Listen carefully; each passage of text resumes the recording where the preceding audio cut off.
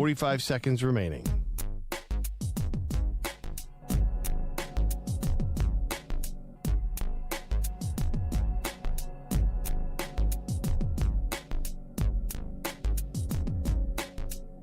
Seconds remaining.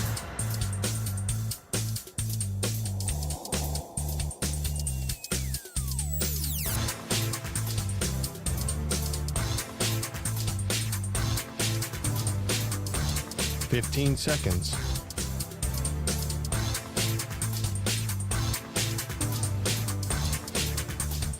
Break ends in 5 seconds.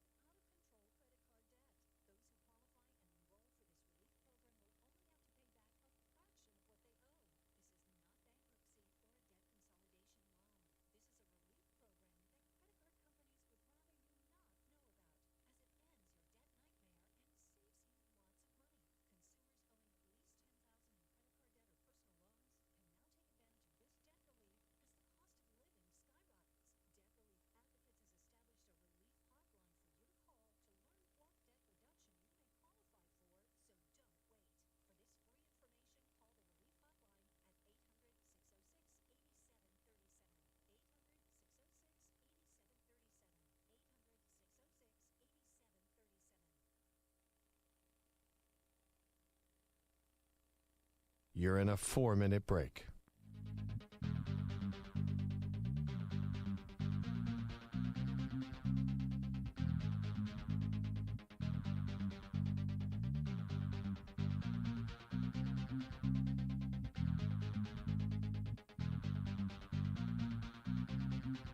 Three minutes remaining.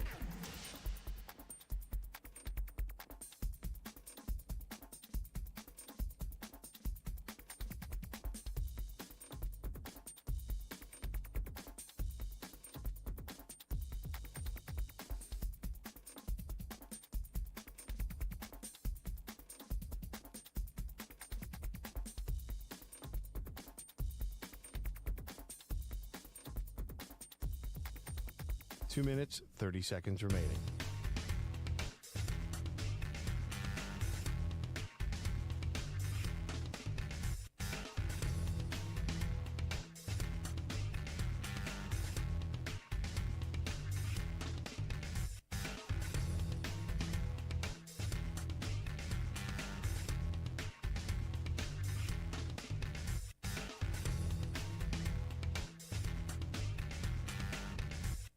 Two minutes remaining.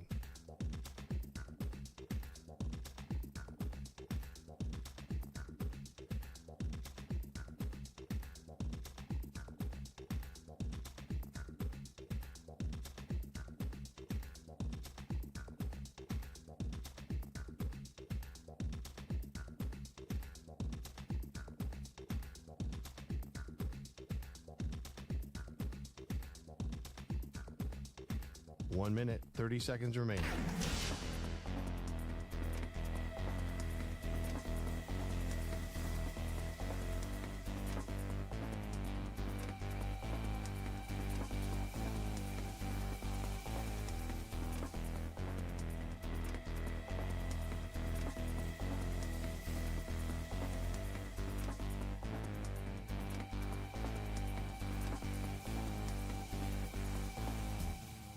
One minute remaining.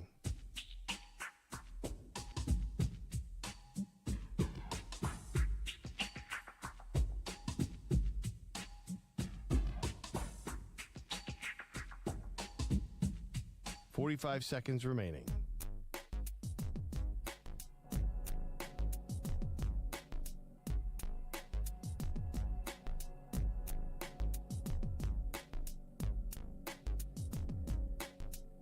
Seconds remaining.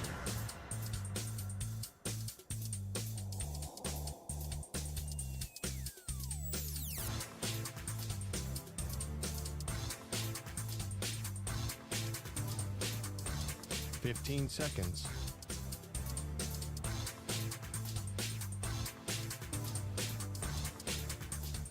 Break ends in 5 seconds.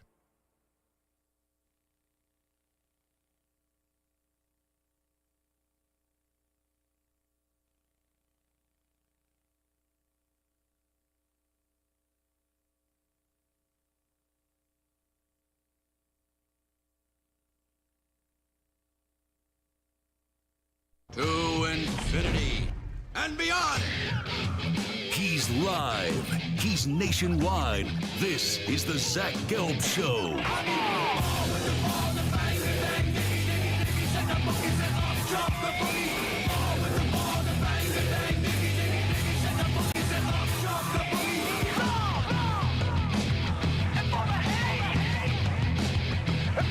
Here's your host, Zach Gelb.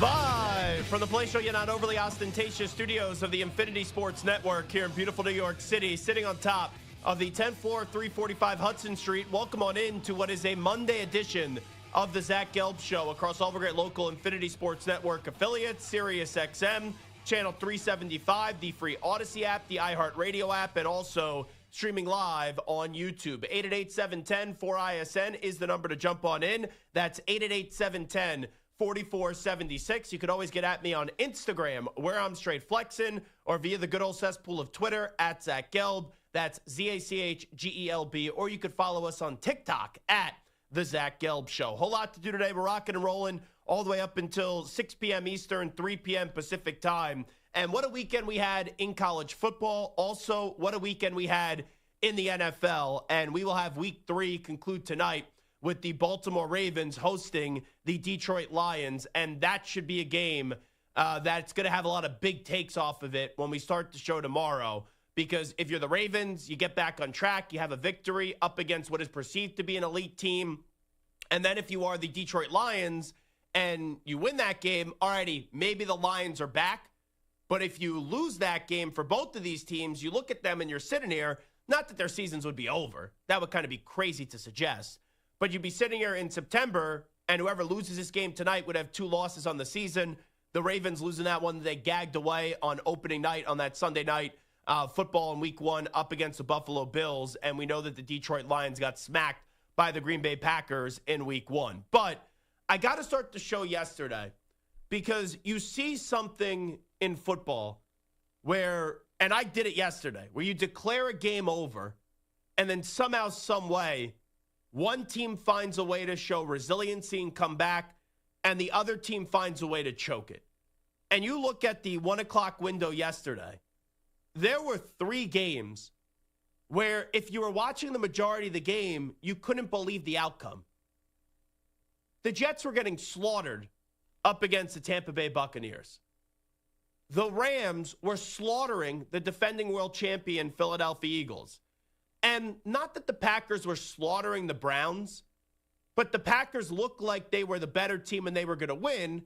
It wasn't just going to be by as big of a margin as you thought. The Jets came back. They had that crazy blocked field goal, and then Aaron Glenn's defense continues to be a disaster. And the Tampa Bay Buccaneers, they hit a game-winning field goal, so the Jets' comeback was all for nothing. But the other 2 games, what the Cleveland Browns did and what the Philadelphia Eagles did, I still can't believe it. And I think there's a few takes off of it. Let me start you off with the Packers and the Browns. The Packers, through the first 2 weeks of the season, could you get 2 better wins? Once again, you slaughtered the Lions, and then the Commanders were in the NFC Championship game, and you pretty much dictated the terms of that game for 60 minutes. So you're 2-0. And I understand it's a letdown spot. But when you say a letdown spot, I know it has the notion and the idea that maybe the Browns could have won the game, right? Like going into it, oh, it's a letdown spot, maybe the Browns win. But I think when most people use the term letdown spot for there, it wasn't in terms of are the Browns going to win, but would the Packers cover the number? And would the Packers lay the 7.5 points and cover that spread on the road? And I don't really truly believe anyone thought the Browns were going to beat the Packers yesterday. So how did it happen? You could say a multitude of reasons.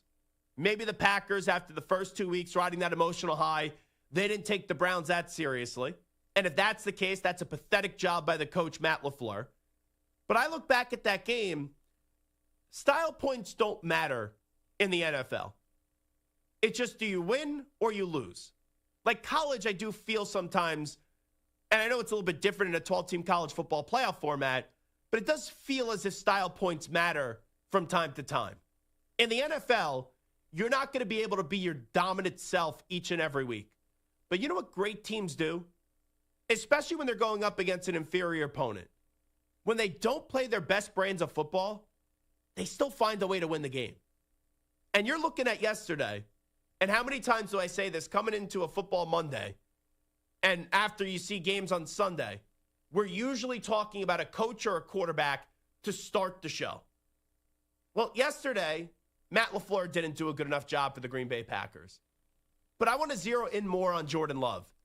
Because what really gave life to the Cleveland Browns yesterday? What helped them get the victory? It was only a 7-point game when this happened. But a 7-point game at that time, even though it's not out of reach, one crazy play could change the entire direction of the game. But it felt like that 7-point lead for the Packers was maybe, all right, they're not going to cover the 7.5, but there's no way they're going to lose the game. And Jordan Love, who is paid a lot of money, throws a horrendous, and I mean a horrendous interception. And I know I sat here and we talked about Tua and all the money Tua makes on what happened with start of the week on Thursday Night Football. So if I'm going to slam Tua for making all that money and throwing that interception, I got to do the same thing for Jordan Love. You can't throw that interception, period. You can't throw that interception, though, really in that spot up against the opponent that you're playing. Because you gifted them good field position, and you gifted them an opportunity to tie the game, which they did the next play. And then the next thing you know, it's 10-10. And sure, you line up for a field goal. You had a chance to still win that game. The kick gets blocked. And the next thing you know, the Cleveland Browns, Smits, whatever his name is, he had a 54-yard field goal. And the Browns, they snatch victory out of the jaws of defeat. So I look at the Green Bay Packers right now, and maybe this is a one-game blip. Maybe this is a one-game error. Maybe this is just one letdown that happens in the course of a championship season. But all the positive momentum that was built with the Packers, right? Where last week I sat in this chair, in this same spot and said, oh, look what the Eagles did last year. The Packers are this year's Eagles, or last year's Eagles. You know, look at the Saquon Barkley, Micah Parsons storyline. Look how we treated the Giants. All right, they're now the Dallas Cowboys. Right? The Giants and Cowboys in that storyline, the Cowboys are holding up their end of the bargain. But yesterday, the Green Bay Packers did not. And I'm sure, right, you would think, I'd also would have thought that the Browns would have lost to the Packers, but you would think that the Packers would go to Jerry's World coming up on Sunday Night Football, and they would beat the Dallas Cowboys, especially when it looks like CeeDee Lamb now is going to be out a few weeks with that high ankle sprain. But after what happened on Sunday, all the positivity that we were sitting here with Green Bay, where I think most of us, when they made the trade for Micah Parsons, we said, now they have catapulted themselves into a championship contender. But before that trade of Micah Parsons, what did we say about the Packers? Are they just a good team, or are they a great team? And through the first 2 weeks, they look like a great team. Annihilating the Lions. Beating the Commanders, who were in an NFC championship game a year ago. But after yesterday, I have to revisit and I have to rethink about how I view the Green Bay Packers. Are they just a good team, or are they a great team? They're going to make the playoffs. It's not a lock that they're going to win the NFC North. I'm not going to go all crazy about the Bears getting a victory yesterday, but it was nice to see what Ben Johnson and Caleb Williams could do together, even though I am someone that is a Ben Johnson hater. The Minnesota Vikings defense was sensational yesterday. Isaiah Rodgers had 2 touchdowns, a pick 6, and also a fumble recovery. And this is a big test for the Lions tonight. So the Packers are 2-1. The sky isn't falling. I still think they're a playoff team. But for me, if you would have asked me before this game on Sunday, Zach, do you look at the Packers as a great team right now? I would have said yes. But right now, I just look them back as a good team. And I think Matt LaFleur is a good coach. Is he a great coach? Time will tell. Jordan Love, I think he's a good quarterback. But is he a great quarterback? Time will tell. And yesterday just puts a halt to the momentum that was really moving and that everyone was universally praising that the Green Bay Packers are a great team. And now we're going to see how they respond. And if they lose to the Cowboys somehow on Sunday night, it's a missed opportunity. It's an enormous letdown. And it will be a different tone right now that I have today that I would have next week. But you look at their schedule, here's the saving grace for the Packers. And you can't lose that game yesterday. But now since you did and you're 2-1, you play the Cowboys, you then play the Bengals who have Jake Browning, you play the Cardinals, you play the Steelers, you play the Panthers. The next 5 weeks are extremely easy. Extremely easy for the Green Bay Packers. I was talking about it last week, and they should be undefeated going into that game on November 10th up against the Philadelphia Eagles on Monday Night Football. I said maybe they drop one. So yesterday was your mulligan. But this team, if they want me to jump back in and say that they could be great again, they're going to have to beat the Eagles. For me to believe that they're going to be a Super Bowl team this year again, they're going to have to beat the Eagles. And also prior to beating the Eagles, they need to beat the Cowboys, the Bengals, the Cardinals, the Steelers, and the Panthers. The Cowboys' defense is horrendous. The Bengals look lost without Joe Burrow. Kyler Murray and Marvin Harrison. 1 week it's Kyler Murray not getting Marvin Harrison the ball enough. The next week it's Marvin Harrison not being able to catch a wide open pass. The Steelers, Aaron Rodgers looks old. They got a gift handed to them yesterday. I don't even think that defense is great. Ramondre Stevenson can't hold on to the football. The Carolina Panthers, they won. But I think that says more so about the ineptitude of the Atlanta Falcons than praising the Carolina Panthers. So these next 5 weeks, they should be easy peasy for the Packers. But you would have thought yesterday would have been easy peasy for the Packers. So I'm more down on the Packers than I am on the Rams. But that's a gut-wrenching loss for the Rams yesterday. And I know sometimes people don't care about my bets, but I do think people enjoy the pain and suffering when I lose a bet. And I say that in jest a little bit. I'm okay. I will survive. I gamble responsibly. But I love last week 2 bets. I love A.J. Brown anytime touchdown. Cha-ching, we hit at plus 180. I also loved, not only liked, I loved the LA Rams plus 3.5. And I'm sitting there watching the game in the studio yesterday. And the Rams are out to a 26-7 start. And I tweeted this out. I loved the Rams plus 3.5 yesterday. I loved the Rams to win the game yesterday. But I didn't think it would be a blowout. And ever since I pressed sent on that tweet, maybe Hickey's powers are rubbing off on me. The Philadelphia Eagles scored a touchdown. Then another touchdown. Then they somehow take a 27-26 lead. And I'm sitting there, and I'm saying to myself, okay, the Rams have an opportunity here. Go into field goal range, you kick the field goal, and you wipe a lot of sweat off your forehead. Kind of be like Alabama and Georgia last year, remember? Alabama had that big lead. They let Georgia get back in the game. Then Jalen Milroe finds Ryan Williams down the right sideline, 75-yard touchdown. Alabama went from a party to a disastrous night to get him back, wiping sweat off the forehead, and then going out and partying. And when that kick is getting lined up, when they're trying to attempt the game-winning field goal, it's a 1-point game. Remember, the Rams at one point were up 26-7. The Philadelphia Eagles are now up 27-26. So even if the kick is no good, I win the bet. Rams plus 3.5. And then Jordan Davis, who had a great game up until even what happened, even before that play. Jordan Davis was making plays all over the place in that comeback. Jordan Davis blocks the kick, and it's the only time I ever hated a fat guy touchdown. I've sat here for years, and I love a fat guy touchdown. I would say that's a 330 pass. No way, he's more than that. He's got to be 350. And you see Jordan Davis running and running and running and running, and he's in the end zone. The Eagles win. Not only do the Eagles win, the Rams don't cover the 3.5 points that they were getting when they were up 26-7 at one point. On that final play of the game, right before it, they were down by 1. That's one of the worst beats I've ever suffered in gambling, period.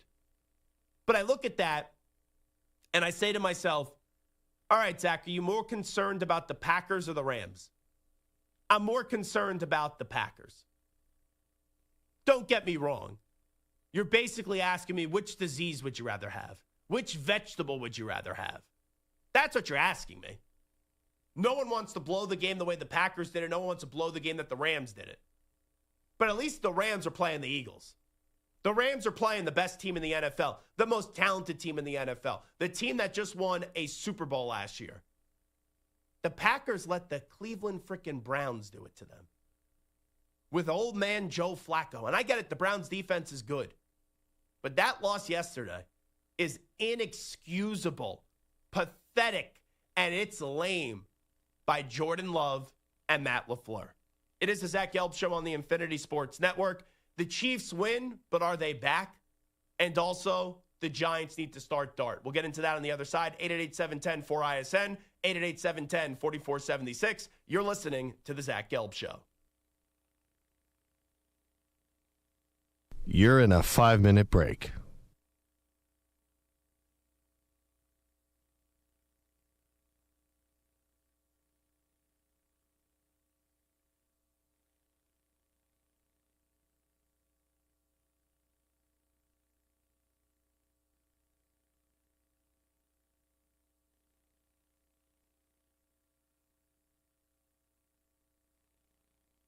4 minutes, 30 seconds remaining.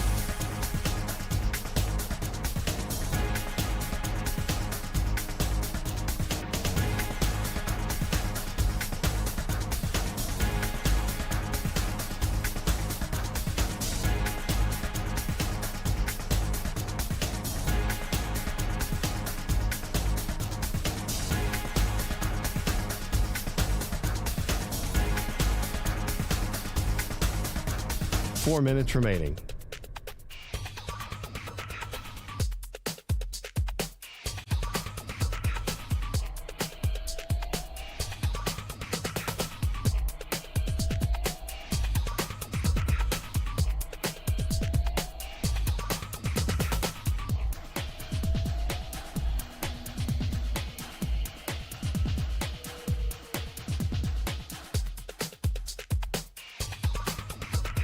Three minutes, 30 seconds remaining.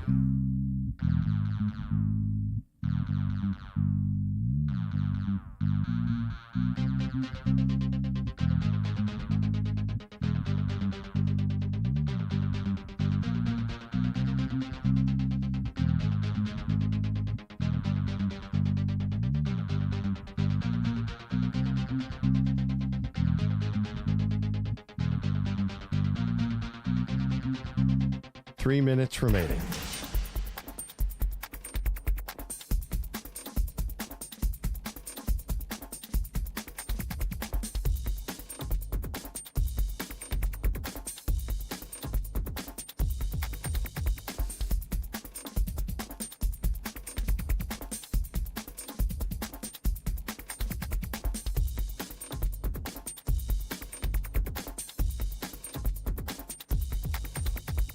Two minutes, 30 seconds remaining.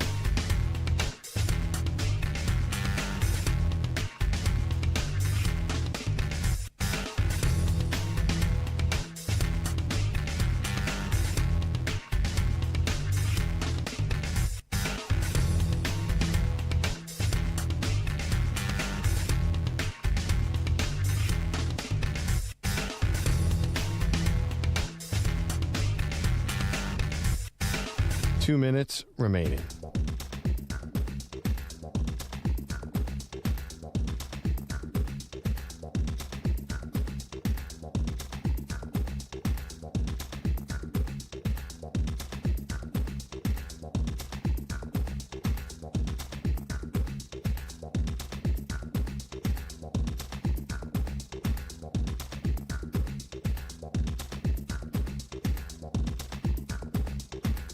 One minute, 30 seconds remaining.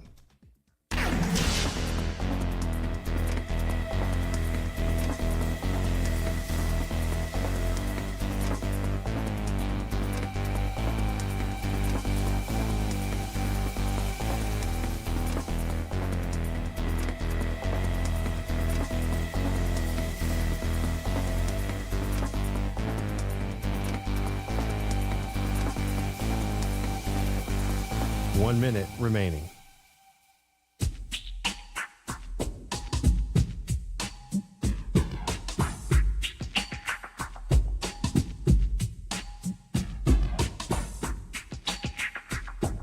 Forty-five seconds remaining.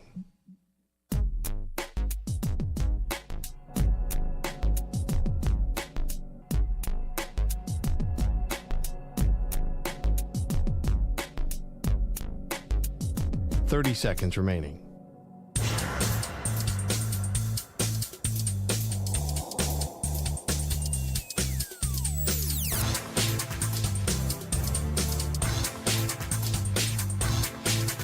Fifteen seconds.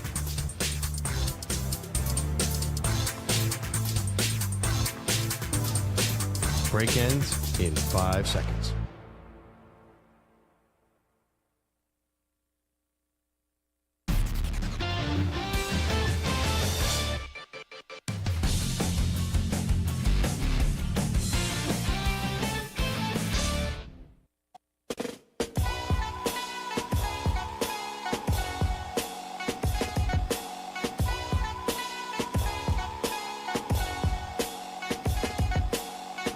listening to the Zach Gelb Show on the Infinity Sports Network. All righty, welcome back in. It is the Zach Gelb Show on the Infinity Sports Network. So the Kansas City Chiefs get their first win of the season last night by a final score of 22-9. The game was closer than what the final score did read.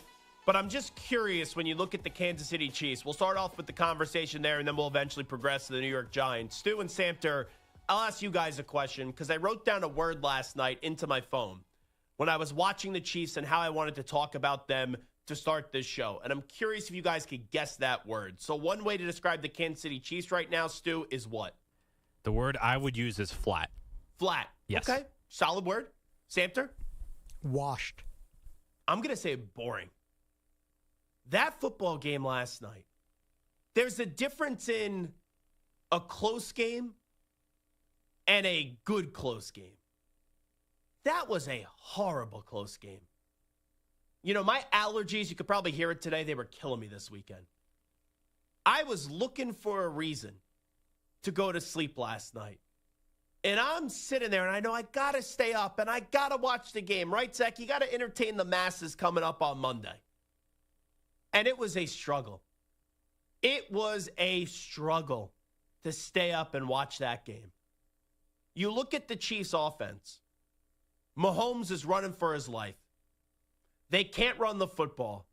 How many times are we going to see Travis Kelce with the contrived fight with his coach and Andy Reid? That's the second time this season. And even in the Super Bowl, we saw it. Enough. Travis Kelce should have retired before the season started. I've seen enough of Travis Kelce. He's an all-time great player. He's an entertaining player. I know they really only need him to turn up in the postseason, but the regular season version of Travis Kelce this year, it's sad to see. And sure, that defense is good in Kansas City. Don't get me wrong. But offensively, outside of Tyquan Thornton last night, who, went to Baylor, second-round pick, obviously couldn't catch a cold in New England, but now is unbelievable in Kansas City. Outside of Tyquan Thornton, that was boring. Really boring. And, Al Michaels said something on Thursday that sometimes there's great teams that are boring, and he said the Bills aren't a boring team. Everyone thought he meant the Eagles, and maybe it was the Eagles. And I look at Philadelphia, were they boring yesterday? No, they had a miraculous comeback. And Kansas City, for years, they've had miraculous comebacks. We saw them in the AFC Championship game up against Tennessee. We saw them in the divisional round up against the Houston Texans. We saw them in 3 Super Bowl victories come back from down double digits twice up against the Niners, and then down by 10, I believe at the half, up against the Philadelphia Eagles. And they won all those games. But through the first 3 weeks of the season, Kansas City has been a boring watch. In week 1, they didn't play well. The Chargers beat them. In week 2, it's miraculous that game was a 3-point game, but they didn't play well up against the Eagles.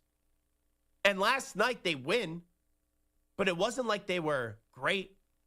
They were up against an inferior football team, a football team in the Giants who have a rich tradition, but for the last decade, outside of 1 year where they made the playoffs, with Daniel Jones, they've been a dumpster fire, an absolute dumpster fire. So I'm not going to sit here today and wave the pom-poms and say, yeah, the Chiefs are back. Now, will the Chiefs still make the playoffs? Probably. Can the Chiefs still win the division? Right now, I think you got to give the edge to the Chargers. They're 3-0, the Chargers, and I think they could play a lot better. And I know they lost Najee Harris, but now Amari Hampton, he's going to be asked to do more, and he got in the end zone last week. So you look at the Chargers, Harbaugh is a phenomenal coach. Justin Herbert right now is playing out of his mind. And that defense was good last year with the Chargers. It's good this year again. So if the Chargers can't win the division this year, and we can forget about the Raiders too, we'll get into them later. You look at the Broncos, they could still be a playoff team, but I think it's clear the Chargers are better. The Chargers can play better, and right now they're 3-0 and the Chiefs are 1-2. But can the Chiefs still win this division? Yes. Can the Chiefs still make the postseason? Yes. But what we saw last week is now there's a legitimate conversation. Are the Chiefs going to win the AFC West? And if the Chiefs find a way to get back to the Super Bowl this year, I don't think you could ever doubt them again. Because I know the last 3 years, people said they're vulnerable. The last 3 years, people said, all right, they're right there for the taking. And they've been in the last 3 Super Bowls. They won 2 out of the last 3 championships. But this year, Buffalo, you better get the job done. This year, Baltimore, you better get the job done. This year, the Chargers, you better win this division. But I'm not going to sit here after one Chiefs win and say, oh, the Chiefs are back. Because who do the Chiefs play next week?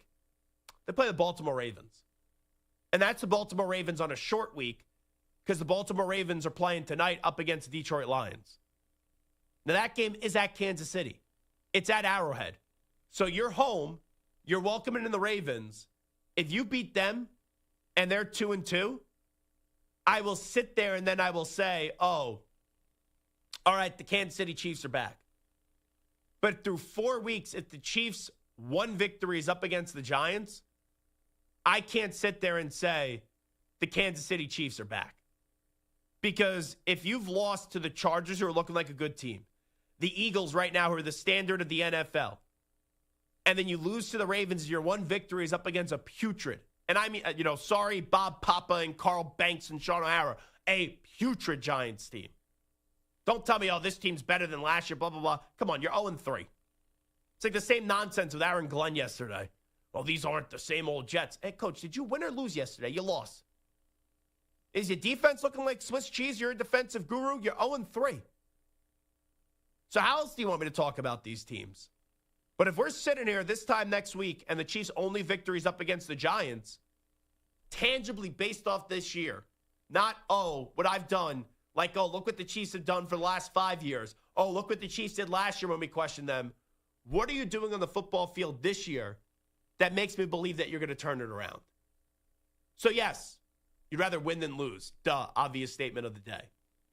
But the Giants winning or the Giants losing yesterday to the Chiefs, it doesn't elicit a response from me by saying Kansas City is back. Now, you go beat the Ravens next week, then it's fair to say, okay, ugly start, 2-2. You beat the Ravens. That's a big boy win. You're back. Now, let's get to the other side of this. Sometimes I say things and I'm right. More times than not, I'll say things and I'm wrong.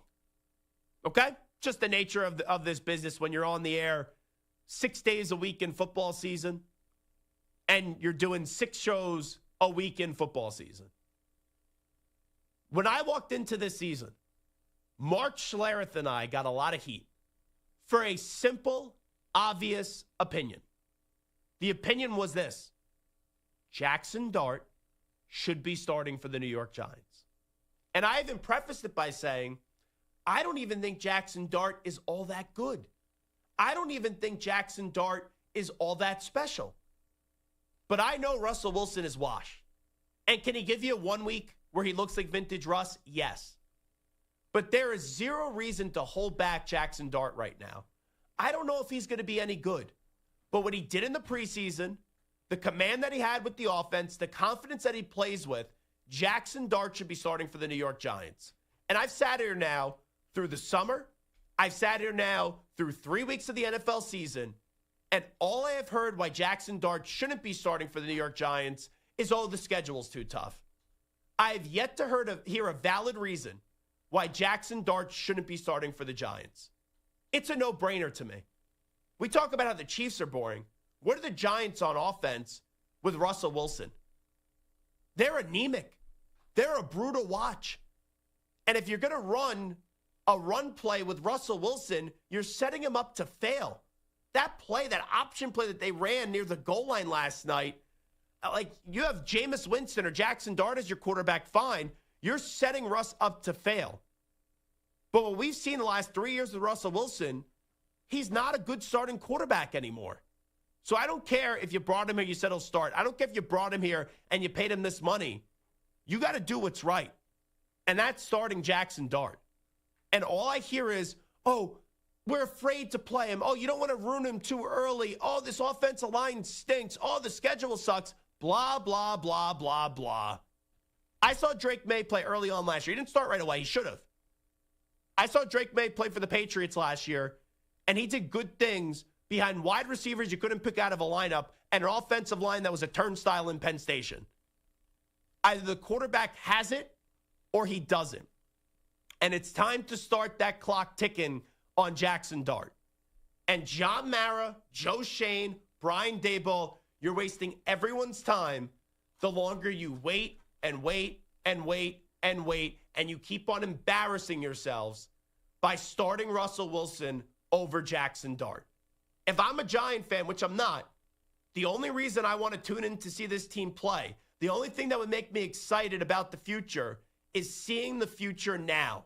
And the future can be Jackson Dart. Let's hear Brian Daboll earlier today did speak with reporters about the current Giant quarterback situation. After one day, any thoughts on what you're going to do with quarterback moving forward? Yeah, we just watched the tape here, Paul. We're in the meetings with the players right now. You know, in order to improve the passing game, it's not all on one guy. Multiple reasons why, certain plays didn't, come out the way we wanted them to come out, and we'll continue to do that. So Russ remains the starter moving forward? Yeah, I mean, we're working through, all personnel decisions, and we'll do that over the next few days. You're not saying Russ is the starter, right? You're saying you're still working through that? Yeah, we're doing what we normally do, which is watch the tape. We're just watching it with the players right now. So, we'll have staff meetings after this, but when we come in, we watch the tape, and then we go meet with the players. That's where we're at right now. When you say what you normally do, most Monday afternoons, you know who your quarterback's going to be the upcoming week if everyone's healthy, though. It just seems a little different, your responses. Yeah, well, look, we're going through the tape right now. We're evaluating everything. So quarterback change is on the table. I'd say we're evaluating everything. We're watching the tape. We're evaluating everything. Well, Coach, you don't even got to watch the tape. You don't. You don't have to watch tape. On that sideline last night, when you're seeing Russell Wilson play, that he just don't got it anymore. And the only reason why you're not playing him is because of two things. One, you're afraid of the schedule. And if that's the case, then you don't really believe in the quarterback that you drafted. Or two, you don't want to start the Dart timeline now because then it gives you pretty much the majority of the season. And if he doesn't play well and you keep on embarrassing yourself and you keep on losing, and Daniel Jones, who is no longer here, which is the right decision, keeps on winning games, and what are people going to say? Oh, why should we bring back Brian Dabo? Why should the Giants bring back Joe Shane? Up against the Chargers, I would love to hear a valid reason why Jackson Dart shouldn't be starting. Because before the Commanders game, before the Cowboys game, before the Chiefs game, before the start of the season, when Giants fans were calling myself and Mark Schlereth hot take artists, and this is what media is in 2025. No, we were right. It is pointless, absolutely pointless, to throw old man Wash Wilson out there and have him play right now. Have some youth, have some fun, have some excitement, energize a once proud fan base that has just been dragged around and has been embarrassed for the last decade. Make them want to watch this team again. And the only way you do that is by throwing the kid into the fire. Because if you keep on trotting out Russell Wilson, you'll keep on losing games. You're going to frustrate Malik Neighbors, and then Malik Neighbors is going to say, hey, I want nothing to do with the New York Giants. We'll get to Dabo, Swinney, and Cade Klubnik next, as Syracuse did have the upset up against Clemson. It is the Zach Gelb Show on the Infinity Sports Network. Update time first. Here's Zach. Infinity Sports Network. Sports Flash. And this report is brought to you by Advantage Gold. Before kickoff, get help securing your financial future with Advantage Gold. Text GOLD to 85545 now and request your free gold investment kit, or go to AdvantageGold.com for terms.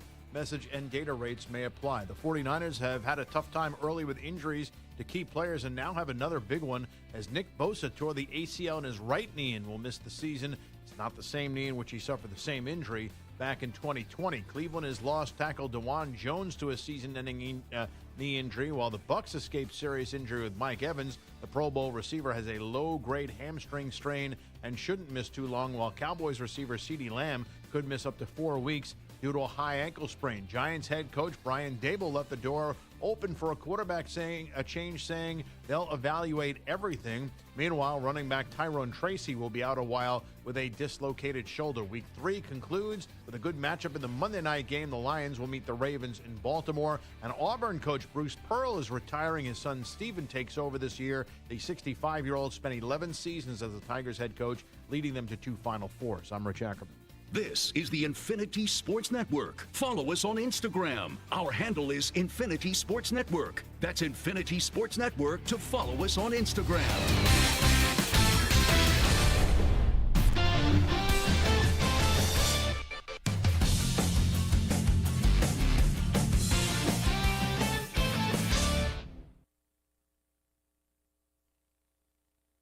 You're in a 5-minute break.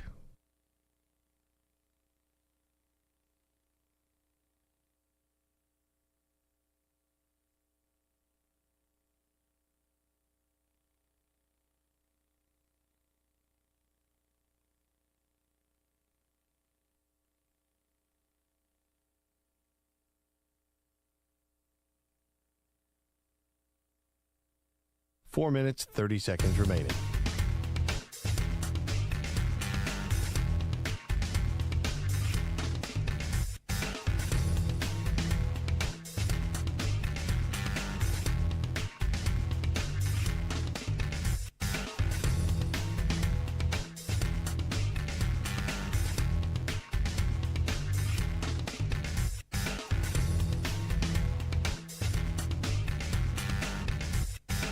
Four minutes remaining.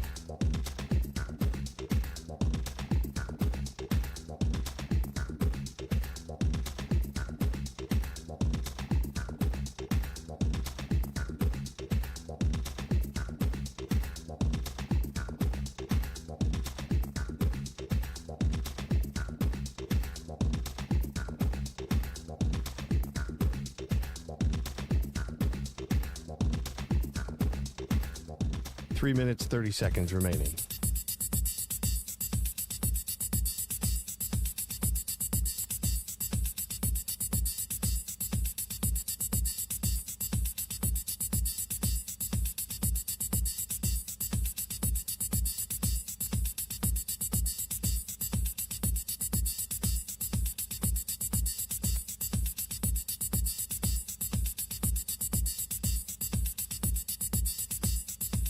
Three minutes remaining.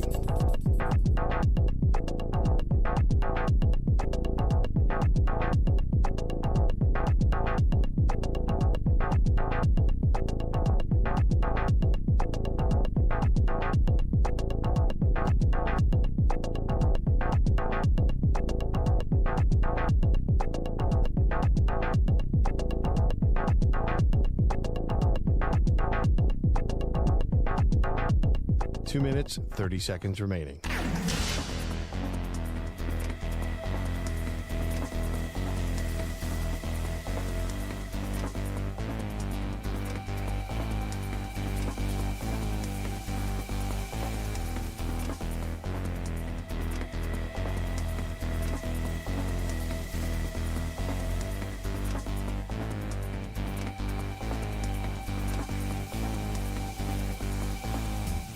Two minutes remaining.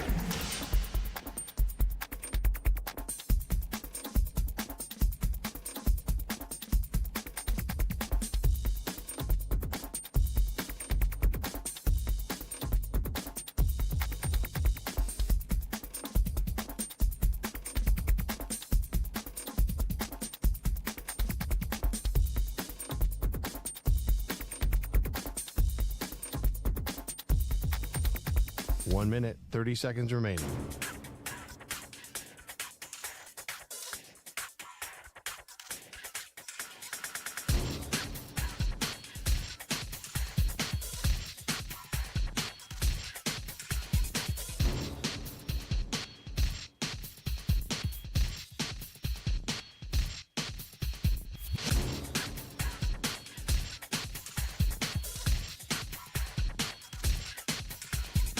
One minute remaining.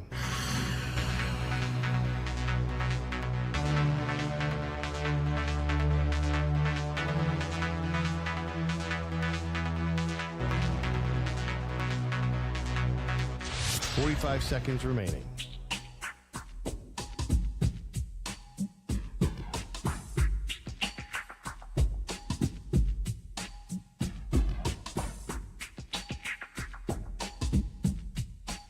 Seconds remaining.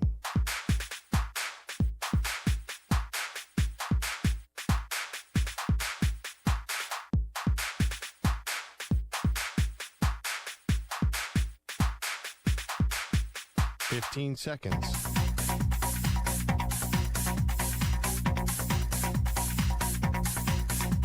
Break ends in 5 seconds.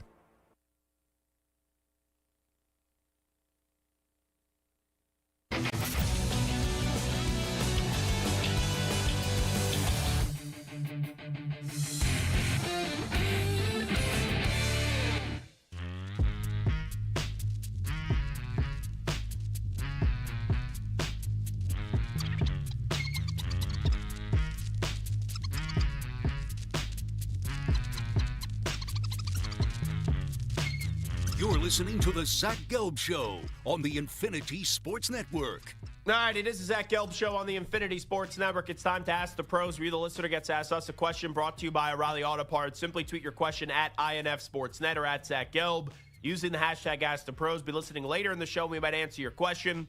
Think O'Reilly Auto Parts for all your car care needs. Get guaranteed low prices and excellent customer service from the professional parts people at O'Reilly Auto Parts. I'll tell you, I was not expecting Clemson, even with how bad Clemson has been, to lose to Syracuse. I'm happy for Fran Brown. It's unfortunate that they lost their quarterback, Steve Angeli, for the season. But even before they lost their quarterback, that game was pretty much over. And that is a heck of a job by Fran Brown. That's a heck of a job by Syracuse. And that is an unmitigated disaster by Clemson. So you look at Clemson through this season so far.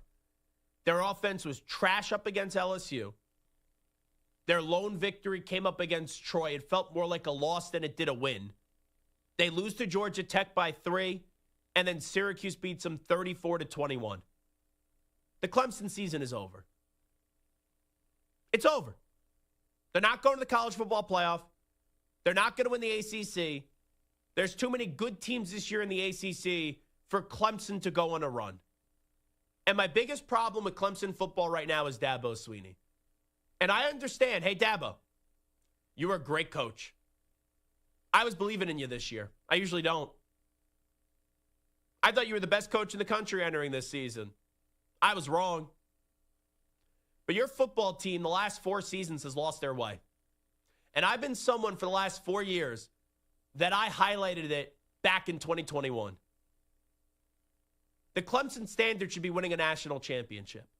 No, I'm understanding. I'm cognizant. I'm fair. I'm reasonable. You're not going to win the championship each and every year. But you know when Clemson loses? It's when they point to the fact, look how many ACC championships we won. What Dabo's done at Clemson, he's had unimaginable success. But just winning the ACC isn't good enough. And in the last 4 years, you've only won the ACC twice. You've only made the college football playoff once. And you don't have a single win, a big fat goose egg, in the college football playoff in the last 4 years. It's unacceptable. And Dabo could sit there before the game and tell you, oh, I don't understand why people hold us to a different standard. It's because you're Clemson. You're viewed as an elite football coach. You're viewed as an elite program. And in the last 4 years, you've lost your way. In the last 4 years, you have failed to adapt. Join or die. That's what it is in college football right now. And Nick Saban was right before the game. When he's sitting there, you need to adapt, you need to change. And if you don't adapt and if you don't change, you continuously have these results that you've had. Well, yeah, you'll still be able to win the ACC here or there. But there will be more instances of Florida State. There will be more instances of Pitt where they're winning the ACC and you're not. And this was supposed to be a year where you could give the middle finger to everybody and say, look, my way's working. What I'm doing is still right. We could go be a national championship contending team. We're not even in October yet, Dabo Swinney, and you have 3 losses.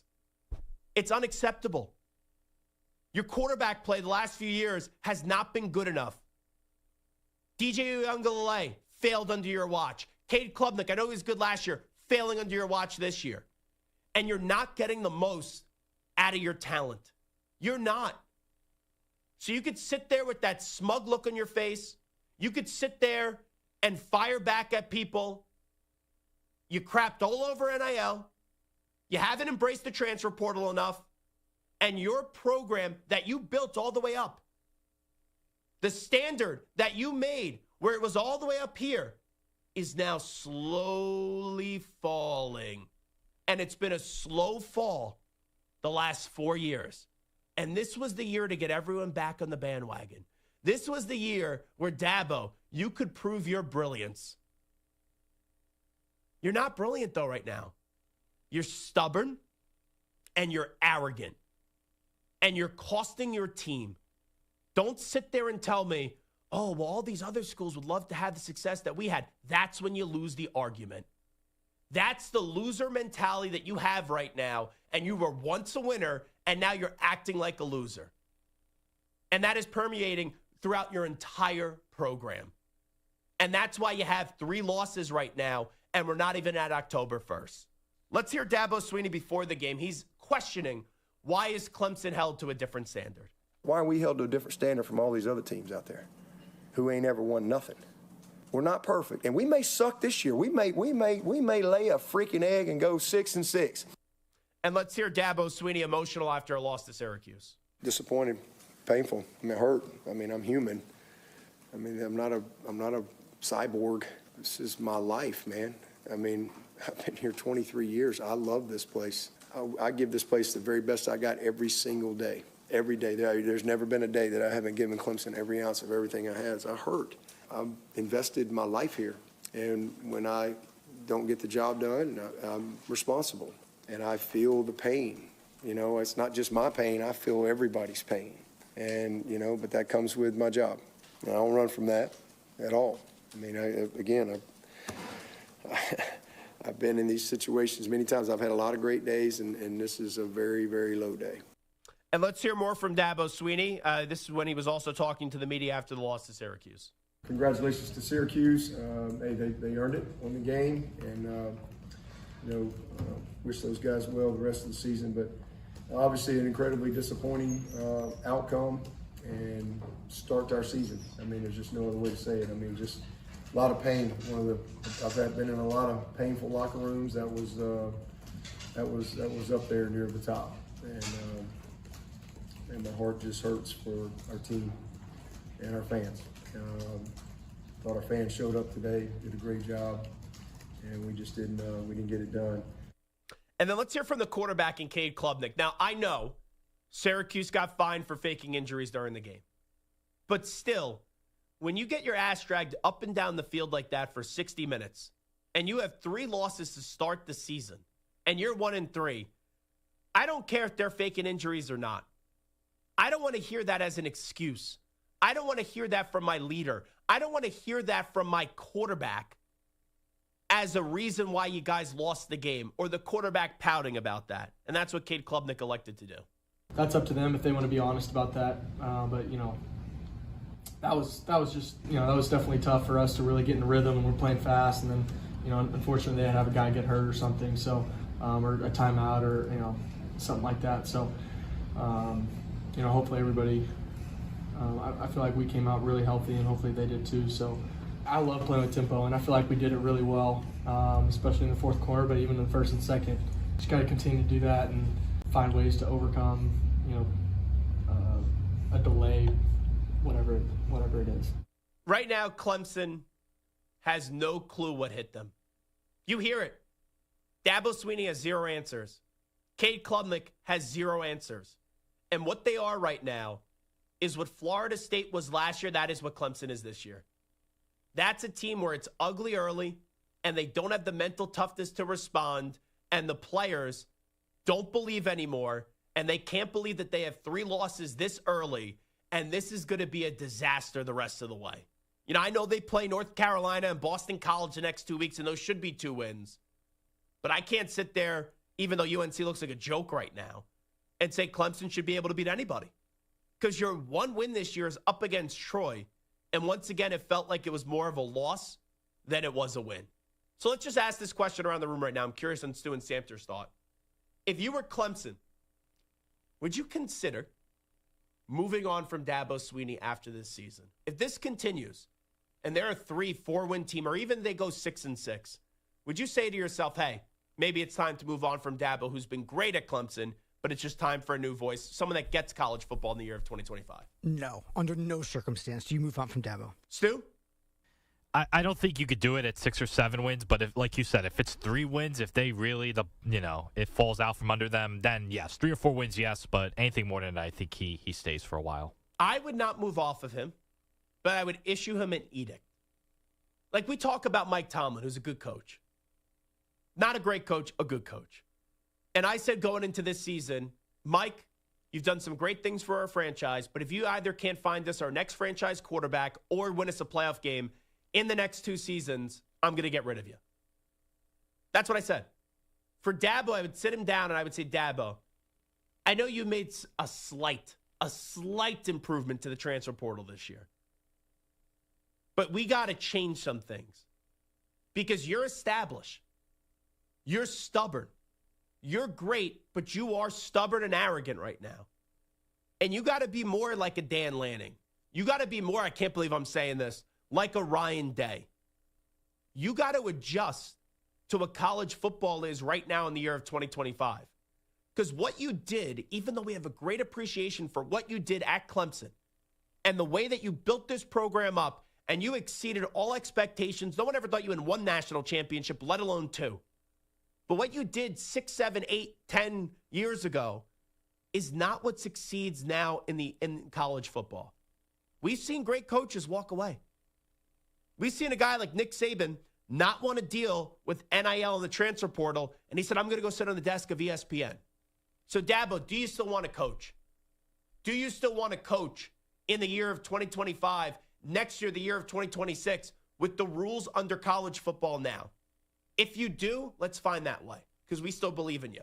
But if you don't, then we got to start thinking about a change at the head coaching position. Because right now, what we've seen in the last 4 years, it's not good enough for the Clemson standard. In the last 4 years, 0 playoff victories, 1 trip to the college football playoff. And what Clemson was, which is a credit to Dabo, it's done. It's fallen. And right now, the coach isn't willing to adapt to this year of how college football is supposed to be. And this is the season. We saw some signs. There were some cracks in the armor the last few years, but now we've seen the rug just pulled out from underneath him. 3 losses. It's not even the end of September yet. 3 losses, not even October yet. And your 1 win was up against Troy. Embarrassing. We'll do onsides, offsides next. It is the Zach Gelb Show right here on the Infinity Sports Network.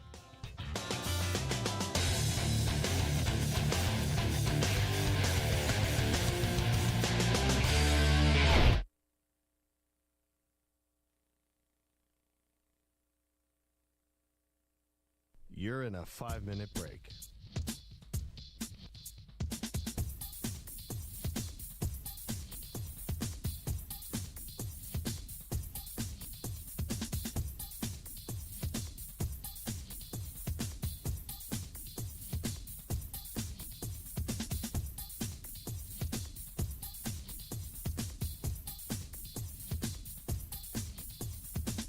Four minutes, 30 seconds remaining.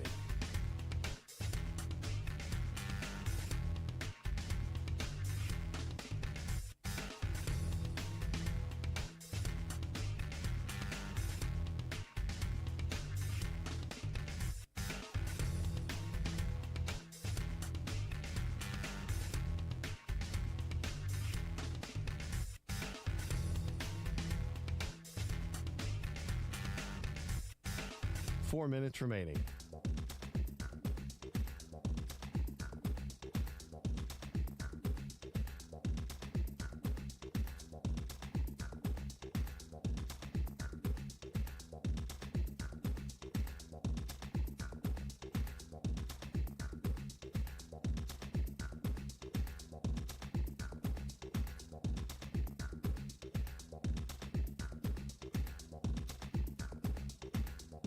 Three minutes, 30 seconds remaining.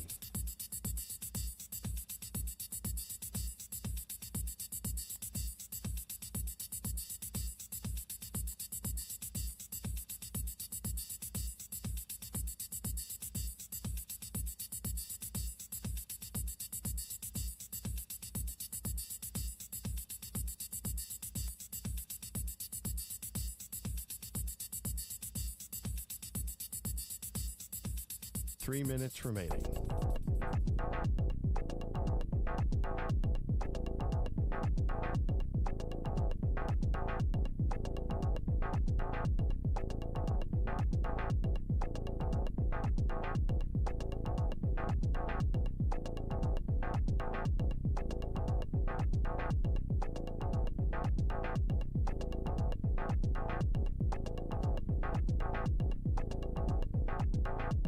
Two minutes, 30 seconds remaining.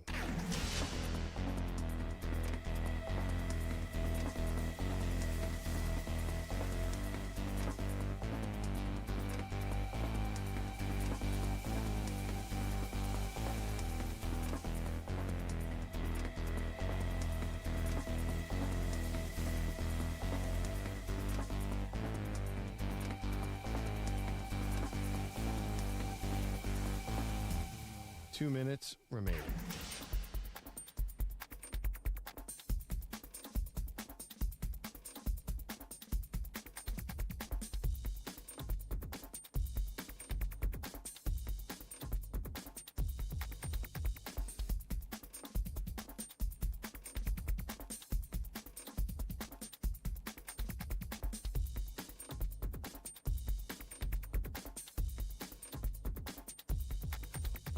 One minute, 30 seconds remaining.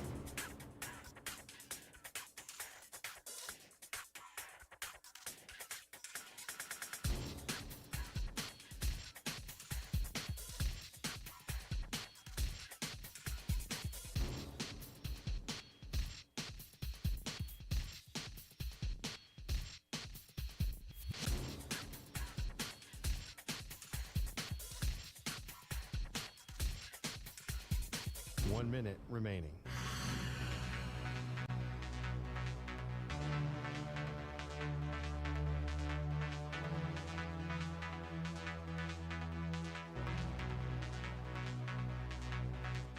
Forty-five seconds remaining.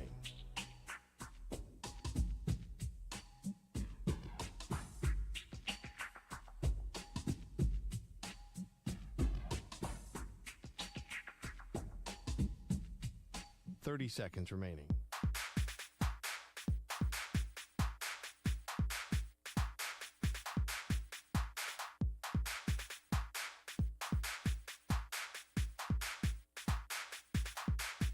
Fifteen seconds.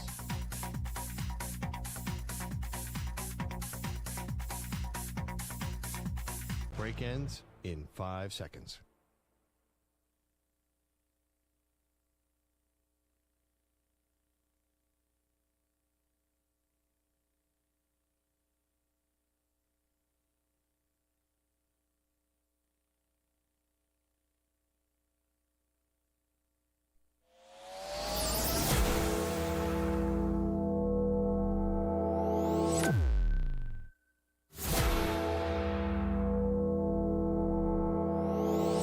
Infinity and beyond. He's live. He's nationwide. This is the Zach Gelb Show. Alrighty, hour number 2 of our radio program. It is the Zach Gelb Show on the Infinity Sports Network. It is a Monday. Stu's got some questions for me. I'll try to give him some answers. We'll see how this all plays out as we get to it in 3, 2, and 1. Hit it! Zach's taking on the most polarizing issues in sports. Which side of the line of scrimmage will he end up on? Offside. Defense number 69. It's Onsides, Offsides with Zach Gelb. Alrighty, Stu Pac, what do we got cooking today? All right, so the Falcons were embarrassed yesterday. That's an understatement. Yeah, it was not good. That was disgusting. They somehow got shut out by the Panthers 30-0. As quarterback Michael Penix Jr. looked awful. The second-year quarterback completed just 50% of his passes, had no touchdowns, and 2 interceptions before being lifted for Kirk Cousins. Onsides, offsides, if Penix continues to struggle, the Falcons should replace him with Kirk Cousins. The Falcons are getting right now what they deserve. They don't have a plan. They don't know the difference right now between their ass and their elbow. Right? You were going to hire Bill Belichick. And then, we're not going to hire Bill Belichick because we're afraid that, Richie McKay and Terry Fontenot would end up losing their jobs. So you hire Raheem Morris. All right, then you sign Kirk Cousins, and before he even plays a game for the Atlanta Falcons, you sign him to a lucrative contract, a long-term contract. You draft Michael Penix Jr. in the top 10.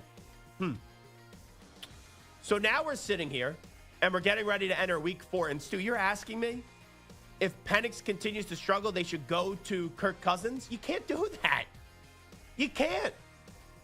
You made your bed. Now you have to lie in it.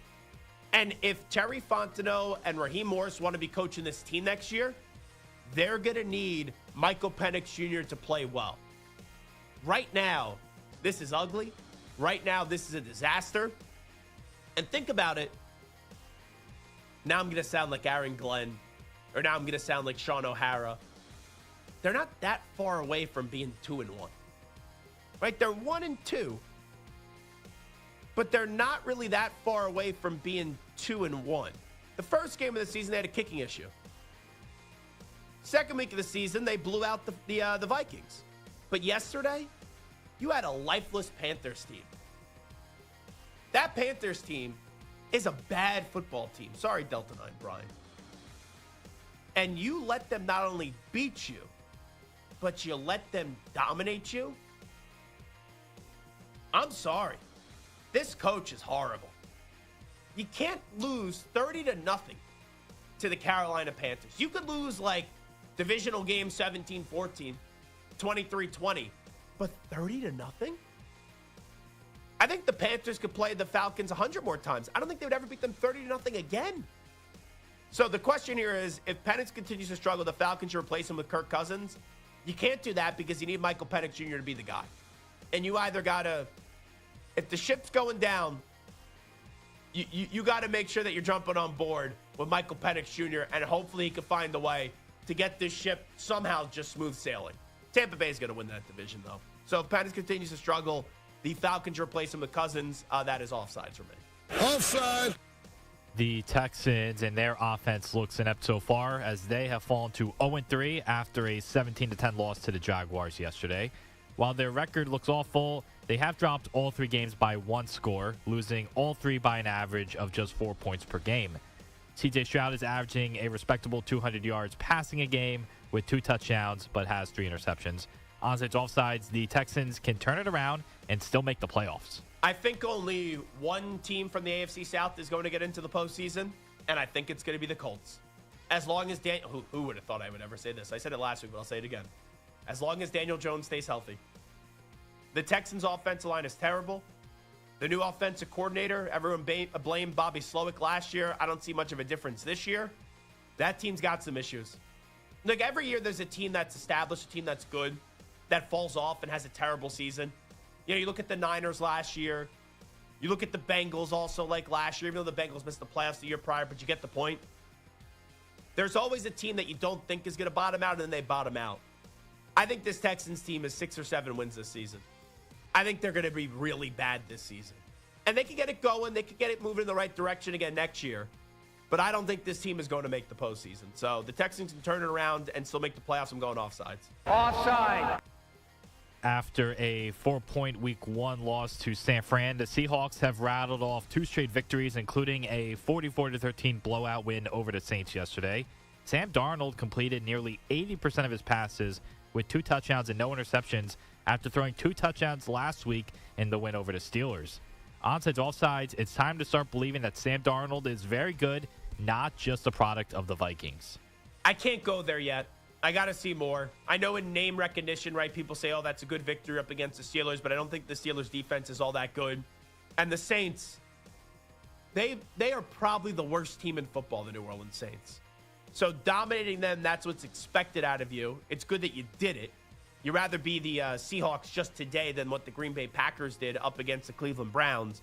But I can't sit here and say that Sam Darnold's really good still as a quarterback. I got to see more. And he'll have opportunities to prove that this season. So it's time to start believing that Darnold is very good and not just a product of the Vikings. For now, offsides. Offsides. The Cowboys fell to 1-2, falling to the Bears after losing star CeeDee Lamb early in the game to an ankle injury. Many on social media blamed Brian Schottenheimer for CeeDee's injury because it happened while the star wideout was playing running back a la Dabo Samuel. On today's offsides, Shoddy and the Cowboys should not use CeeDee Lamb as a running back. If you want to use him for a play or two, I'm good with it. You know, that's a trick play. You got a guy like CeeDee Lamb. You're lining him up a little bit different. You're paying him all that money. I got no issue with it. I hate to say it because it stinks that he got hurt. It didn't matter if he was healthy or not yesterday. That defense is horrendous. Matt Eberflus is their defensive coordinator. Oh, my God. He made Russell Wilson look great. We know Russell Wilson's not great. And then he made Ben Johnson and Caleb Williams look like they were Joe Montana and Bill Walsh. And we'll see what happens moving forward with Ben Johnson and Caleb Williams. It was a good victory yesterday. Good response for them, especially with the week that they had. But that's a defensive issue to me with Dallas right now. Shoddy and the Cowboys should not use Lamb as a running back. I'm not ready to say that. It's unfortunate he just got hurt. I'm going to go offsides. Offside. All right, the Titans are 0-3, leading to fans booing and calling for head coach Brian Callahan to be fired, as he has started his coaching career 3-17. After the game, Callahan said he wasn't concerned about his job security. I don't really worry about that, Buck, to be honest. My focus is on trying to make sure our football team is in as good a place as possible, and the rest of that stuff is what it is. I don't think about those things, and you really can't. I mean, this is hard enough as it is to put those other things and think about that. It doesn't do anybody any good. So I just go to work and work as hard as I can. I put as much effort as I can into this, and, that is what it is. Onsides, offsides, Brian Callahan will be fired before the end of the season. He's done. Mike Borgonzi, got to get rid of this guy. Pick your own head coach. I don't believe in him. I thought he was a questionable hire at best when they made the hire 2 years ago. But yesterday, it was almost surprising, right? Because you think, like, people from Nashville are very nice people. If you hear in Boston or New York or Chicago, right? These big, passionate cities that they're chanting, fire the coach, it would be expected. I wasn't expecting yesterday to hear fire Brian chants. I was watching that game. I had the sound on, actually, on that game. And, I had money on Indianapolis. One of the bets I won yesterday, laying the 4.5 points. And I go, what's that? What are they chanting? And then I go, oh, they're chanting fire Brian for the head football coach. So that kind of caught me off guard. But I think he's a dead man walking. You got Cam Ward. They need to do a better job building the roster. If you're Mike Borgonzi, do you sit there and you say he's the right guy? Do you need to see another year out of him? I don't think so. So I would get rid of him at the end of the season, and you get to pick your head coach, and that's where the timeline does start, with someone that you think is your franchise quarterback still in Cam Ward. So Callahan will be fired before the end of the season. Oh, before. I think they wait until the season ends. So I think this is, all right, week 18 comes and goes. Black Monday, boom, he's fired. So technically then, I'm going to go offsides on that. Offsides. I don't think they'll fire him in season. I think Borgonzi will wait till after the season. The Colts, as you mentioned a few minutes ago, their offense is rolling, sitting in second place in the NFL in both yards and points per game. After not punting in the first two games of the season, Indy finally was forced to punt yesterday, and head coach Shane Steichen was not pleased. Yeah, I was kind of pissed about it, to be honest. I said, you got some work in today, finally. Man, we all were on the headsets. We're like, crap, we punted. Shoot. Because we thought we had the penalty. And so we're like, oh, we're still got it going. And then we had to punt there. But it was a hell of a punt. Got him backed up, so. All right, onsides, offsides. The Colts offensive success is sustainable all year long. So what do you mean by this? Like, are they going to be producing at this level? Like, they're going to be like a top 5 offense. Oh, that's a good question. I'm going to say onsides. Jonathan Taylor is still maybe the most underappreciated running back in football. Michael Pittman Jr. is good. Pierce is solid. I know he got banged up a little bit yesterday. And Tyler Warren's a stud. And you also play in a dome for half your games. Daniel Jones, one of the best games I've ever seen him play with not as much talent that he has right now, is up against the Vikings in the playoffs in a dome. I think that they're going to win the AFC South. They said that last week. And yeah, I could see them being a top 5 offense the rest of the way, as long as the quarterback stays healthy. I almost want to pinch myself. I can't believe I just said that. So yeah, I think they could do this for the rest of the season. They're going to be punting. Some games you have to punt multiple times. But I think this team's going to the playoffs, so I'll go onsides there. All right, Zach, I'm sorry, I guess, but Nebraska, they lost their first game of the year. That was a weird game, by the way. Yeah, it was. Because I root for Michigan. Yeah. But I know Matt Rule very well. So I actually would have preferred, since Michigan just won the national championship, to see Nebraska win. So I guess you could say sorry, but it's not like I'm devastated that Michigan won the game, you know? Lose, win, I guess, for you. Yeah, it's a weird spot. So Nebraska, they fell 30-27 to the Wolverines. Despite the loss, Dylan Raiola threw for over 300 yards and 3 touchdowns with no interceptions. But the Huskers' offense stalled in the second half, punting on 3 of their first 4 drives before scoring a touchdown late in the fourth. Onside, offsides, despite the loss, you are encouraged by Raiola's performance. That Hail Mary before the end of the half was crazy. And it was a good timeout. For some reason, Michigan wasn't calling a timeout. And then Nebraska said, we'll call one with like 4 or 5 seconds left, and then chucked the ball deep.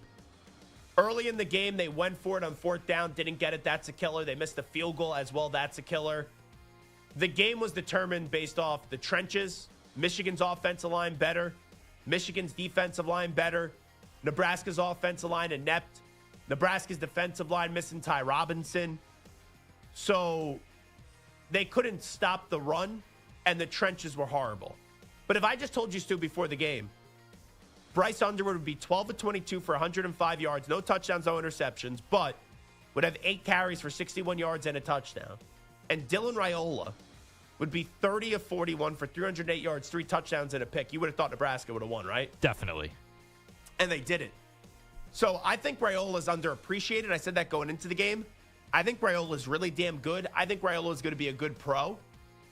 But that's a game they had to win. With that being said, it's not in the quarterback. So you asked me, am I encouraged by Raiola's performance? Yes, he held up his end of the bargain. Now his line on both sides, they need to hold up their end of the bargain in the future. So I'll go on sides there. Texas Tech got a huge win in the Big 12 this weekend, taking out number 16 Utah by a score of 34-10, despite losing starting quarterback Baron Morton to injury in the third quarter after he threw 2 picks. Freshman Will Hammond stepped in. He went 13 of 16 for 169 yards, 2 touchdowns and no picks, and had an additional 60 yards rushing on the ground. Reports now say Morton should not miss any time for the Red Raiders. Onsides, offsides, Texas Tech should turn to Hammond if Morton continues to struggle. I would go on sides with that because here is the reaction from a lot of people that cover the team on a daily basis. They weren't surprised with what Will Hammond did when he was given an opportunity. So I think the ceiling for him is higher than what it could be for Baron Morton. So if the question is if Morton continues to struggle, they should turn to Hammond, yeah, on sides. All right, last one here. Wisconsin lost its second straight to fall to 2-2, and fans were chanting "Fire Fickle" during their loss to Maryland.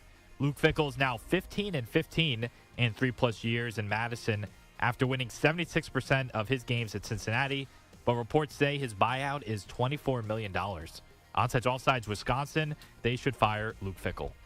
7-6, 5-7, 2-2. Not even competitive right now. It's amazing how a guy that made the college football playoff at Cincinnati when it was a 4-team format has one winning season right now at Wisconsin, and it was 7-6. That guy is supposed to be slam dunk, home run higher.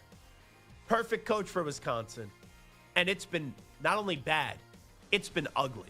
I don't think it's going to turn around. So you ask me, should Wisconsin fire Luke Fickell? I'm going to say on sides. It is the Zach Gelb Show on the Infinity Sports Network. I have some praise for Ben Johnson and Caleb Williams. We'll get to it next. You're in a 5-minute break.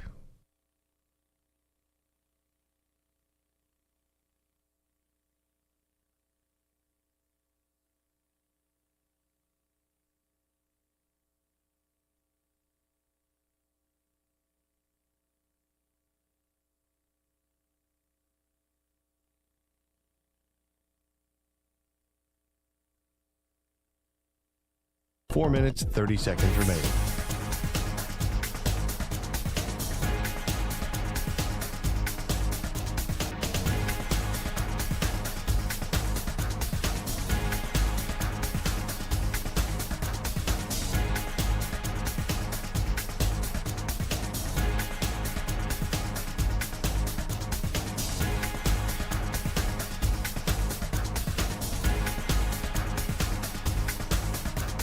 4 minutes remaining.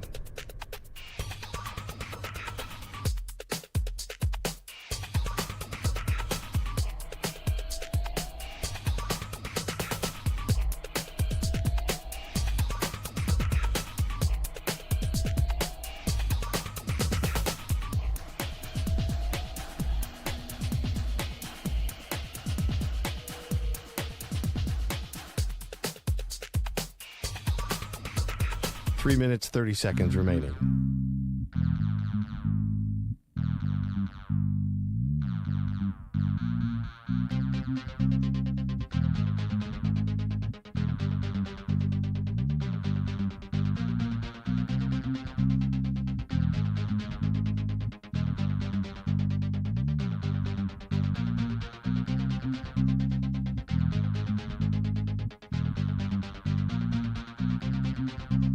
Three minutes remaining.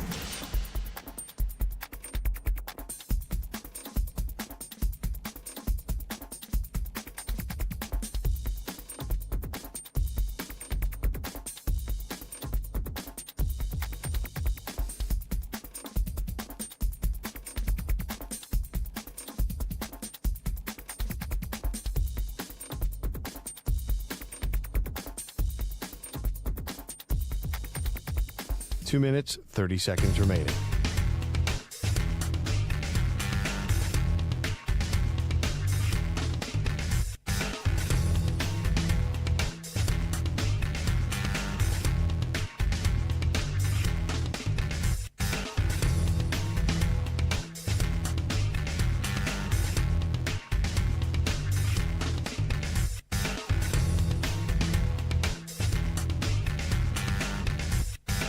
Two minutes remaining.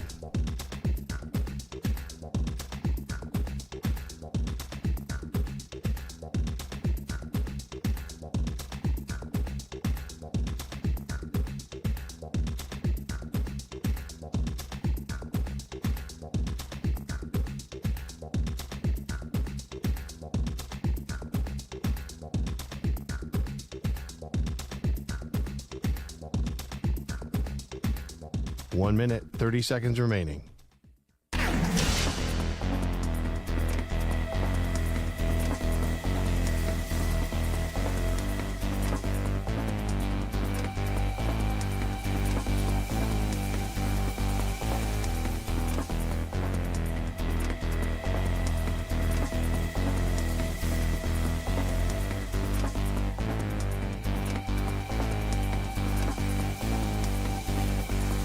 One minute remaining.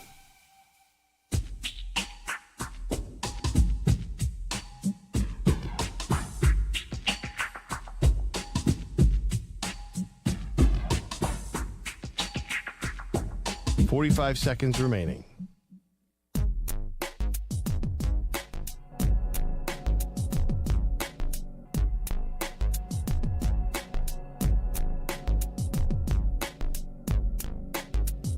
.30 seconds remaining.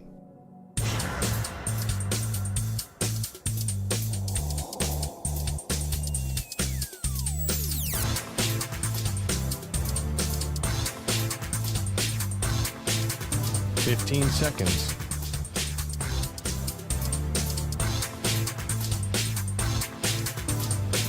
Break ends in 5 seconds.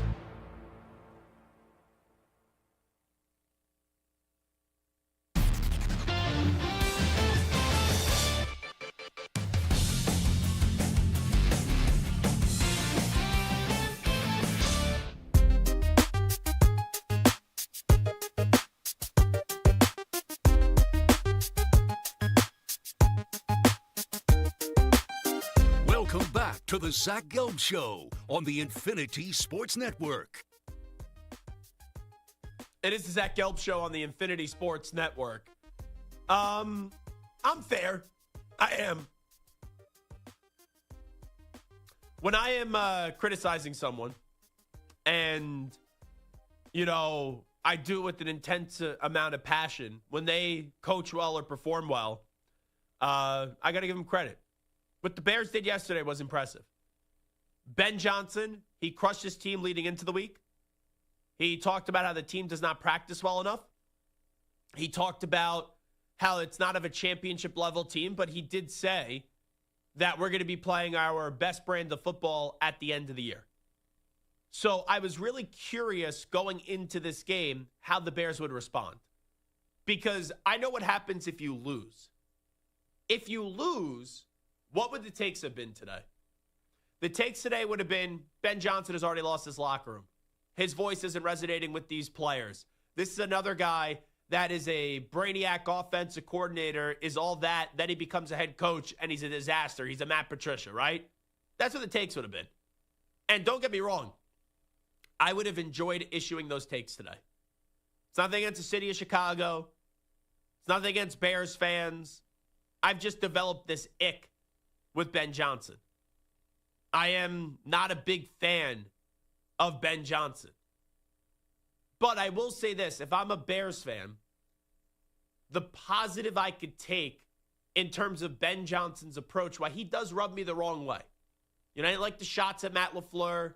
I didn't like the shots at the tush push. I didn't like him taking Colston Loveland over Tyler Warren. But when I look at Ben Johnson, he operates this organization in a unique way. Now, when Dan Campbell took over the Detroit Lions, Dan Campbell wasn't everybody's cup of tea, right? He wasn't. And Dan Campbell was a rah-rah, I believe, I know we're going to get this thing turned around. And his confidence wasn't arrogance, where I think Ben Johnson's confidence is arrogance. But Dan Campbell talked a big game. Dan Campbell was extremely emotional, and it's worked. So Ben Johnson does things a different way. And even though I'm not a big fan of his, you gotta, it's weird me saying this because I can't stand the guy. But in order to turn this thing around in Chicago, I think you need to do it a different way. It's one game. Game one was a disaster. They should have beat the Minnesota Vikings. They didn't do so. Dan Campbell just destroyed that football team in the Chicago Bears for 60 minutes. But yesterday, you had a Dallas Cowboys team that has some talent. I know CeeDee Lamb got knocked out of the game. George Pickens, you got Dak Prescott. But that defense is terrible. And by the way, real quickly before I lambaste the defense of the Cowboys, what is George Pickens doing in that game yesterday? You were late in the game. You catch a first down. You were down several scores. And you get up and you spin the football. You spin the football and celebrate as if you just caught a first down that is actually something of significance. Now, I would say I couldn't believe it. But that would just be a lie. Like George Pickens, this dude, in a game where, let me remind you, they were down 31-14. I just double-checked it. 31-14. And he catches a football, and you get up. It's one thing to give like a fist pump. It's one thing to signal first down. You spin the ball. That's what you do. And I'm not an old curmudgeon. I'm not, don't have fun in the NFL. No fun league. That's not me. Like, I grew up loving Chad Johnson and his celebrations. Terrell Owens and his celebration. Joe Horn, remember when he did the cell phone call? Like, I love that stuff. T.O. with the cheerleaders. Chad Johnson. Ocho Cinco using the pylon as a putter. That stuff's awesome. But when you're down 31-14, George Pickens, you can't get up and spin the football as if you just caught the ball in the Super Bowl for a first down to ice the game. But anyway, I digress. That Cowboys defense, aren't they missing Micah Parsons? And now you get Cowboys-Packers on Sunday Night Football with the Packers just coming off a horrific loss to the Cleveland Browns. But that defense for the Cowboys, they stink. Jordan Love, you better be able to perform well up against this Cowboys defense next week. But this defense is horrible. And what could they not do yesterday? They couldn't rush the quarterback. Caleb Williams had all day to throw. So, yeah, it's nice to see Caleb Williams have 298 passing yards, I think it was, and 4 passing touchdowns. And it's good to actually see right? Ben Johnson and Caleb Williams give the Bears fans something to be optimistic about. But if I'm a Bears fan today, I'm excited. However, I'm cautiously optimistic. Like, I'm not sitting here, just like we didn't sit here for the Chiefs and say, oh, the Chiefs are back after one win up against the lousy Giants. If you're a Bears fan, you're not sitting there and saying, oh, Caleb Williams definitely throwing for 4,000 yards this year, and the Bears are definitely going to the playoffs because they did so up against a bad defense. Now, moving forward, how can Ben Johnson start to win Zach Gelb over? Well, you have 3 weeks. You could win your next 3 games. Stu, the Bears' next game is up against your Raiders. Yep. Is that a game that the Bears could win? I think it certainly is a game they can win and probably should win at this point. Now, then they have a bye week. And that's important because after the bye week, they're in D.C. up against the Commanders. Now, on the surface, you would probably say the Commanders win that game, right? Yeah, and you would think Jaden Daniels would be healthy by then, although Mariota was pretty good yesterday. But yeah. But with that being said, didn't the Commanders play the Bears last year? And weren't the Bears, who didn't have a stable coach last year, didn't the Bears almost win that game? Because that was the game where the Bears stopped playing defense and you had the Hail Mary. Hail Mary play, yeah. So in theory, they could win that game. Why not? I don't think it's impossible. And also, if Ben Johnson is all that, bare minimum, you have an extra week to prepare for it. And it's on Monday Night Football. You have a bye week and it's on Monday Night Football. You have all the time in the world. If Ben Johnson is boy wonder, shouldn't he bare minimum be able to at least produce a game plan where it's a 1-score game? Even if you lose. You win, I'll buy in. You lose, you can't lose by more than a score. More than a touchdown. And then after that, you play the Saints who stink. So if Ben Johnson wants me to say, you know what, Zach Gelb, you were extremely critical after 2 weeks. I'm going to shut your fat mouth up. You have one win. The one win came against a defense that is horrible. Go win these next 3. And I don't think it's crazy. I do not think it's crazy to say they could beat the Raiders, they could beat the Commanders, and they could beat the Saints. Now, if they lose to the Raiders or the Saints, oh boy, I will be sitting here on a Monday or Tuesday, depending on when the game is played, and my hands will be marinated in butter because I will be eating popcorn Sunday into Monday, Monday into Tuesday, and I will be sitting there waiting to just lambaste Ben Johnson. But Ben, if you are boy wonder, if you are a genius, if you are as smart as you claim to be, and I'm actually kind of wearing Bears colors today. That wasn't intentional. It's also kind of Auburn, which, by the way, congratulations to Bruce Pearl, who did retire today. And I don't know if it's been announced yet. I'd be very surprised if Bruce doesn't run for office, that senator seat that's opening up. I would be very surprised. I'm not very political, but just knowing Bruce the way that I do, and he hasn't told me anything, but I brought up him running for office before. I'd be very surprised if he's just walking away. Like, I hope his health is fine. I think his health is good. And maybe there's something that we don't know, but I'd be very surprised if Bruce is not, from what people have kind of said, hush, hush, wink, wink to me. I'd be very surprised if he's not getting involved in the political world.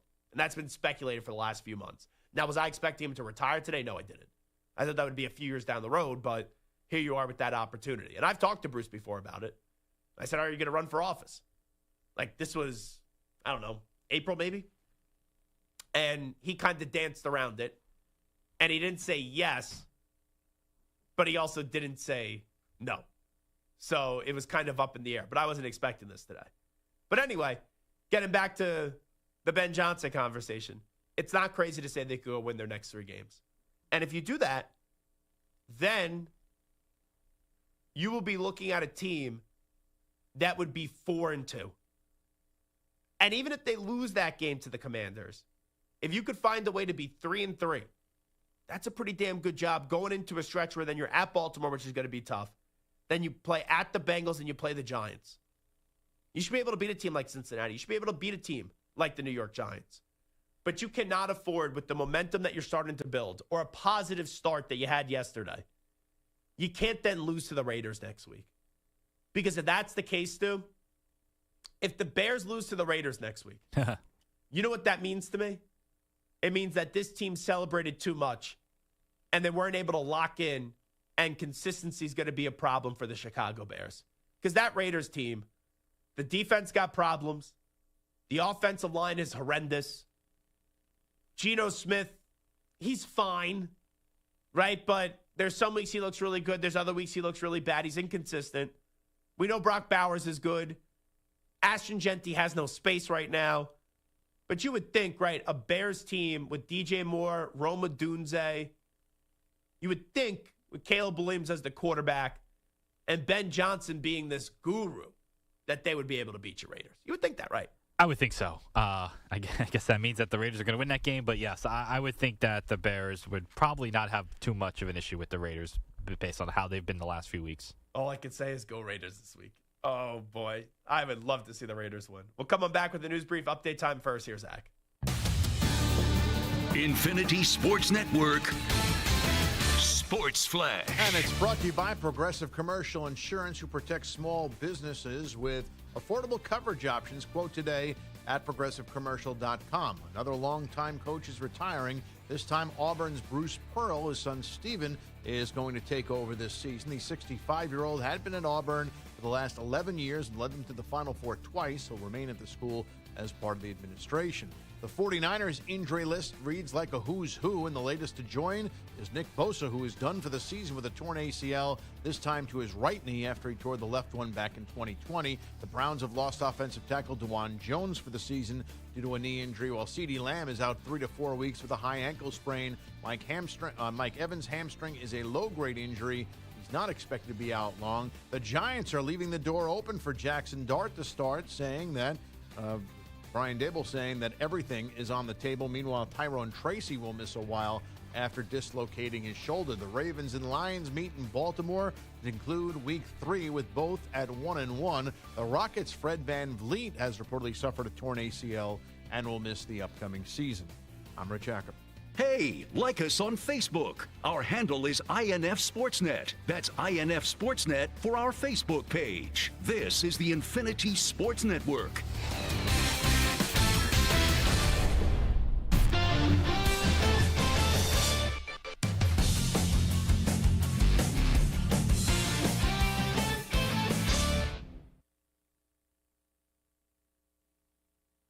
You're in a 5-minute break.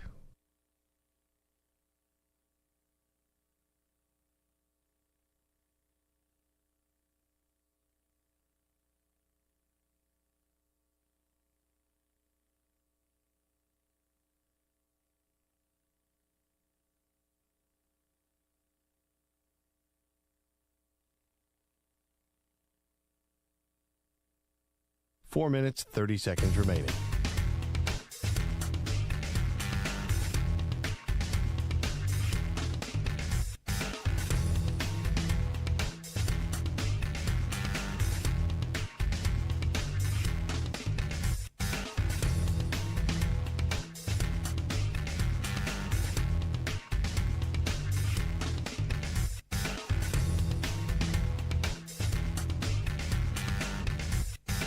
Four minutes remaining.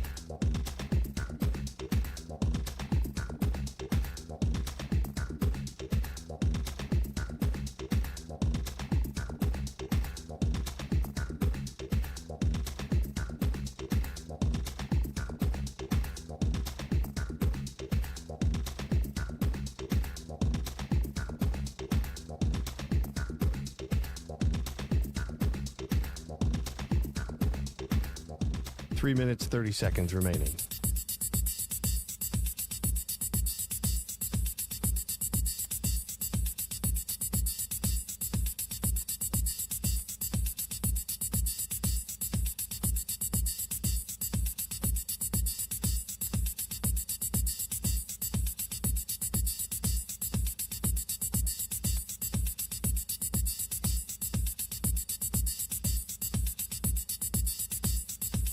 Three minutes remaining.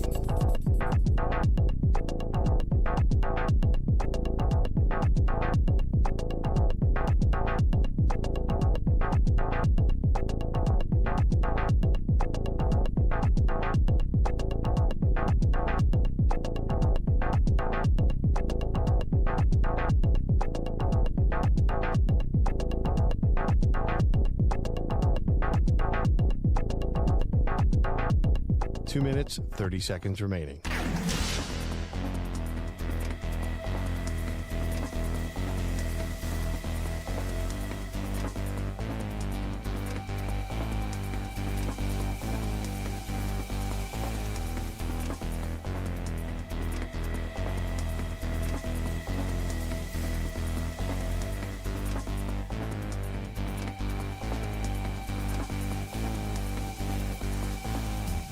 Two minutes remaining.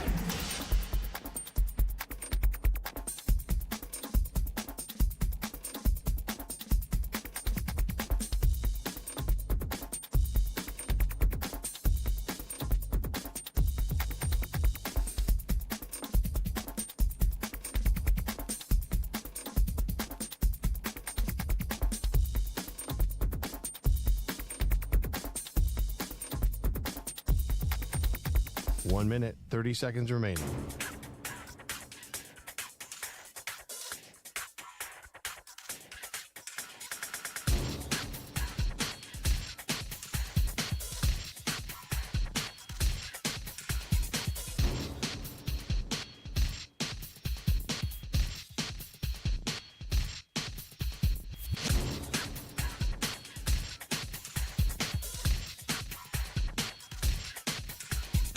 One minute remaining.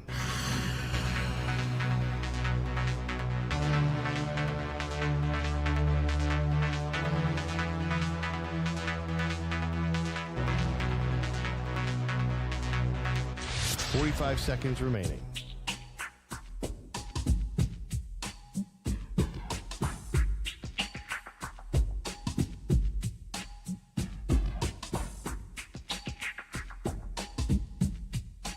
Seconds remaining.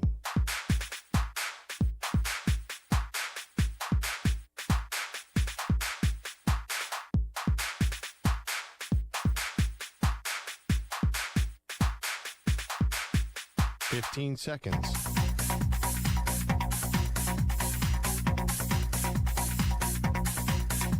Break ends in 5 seconds.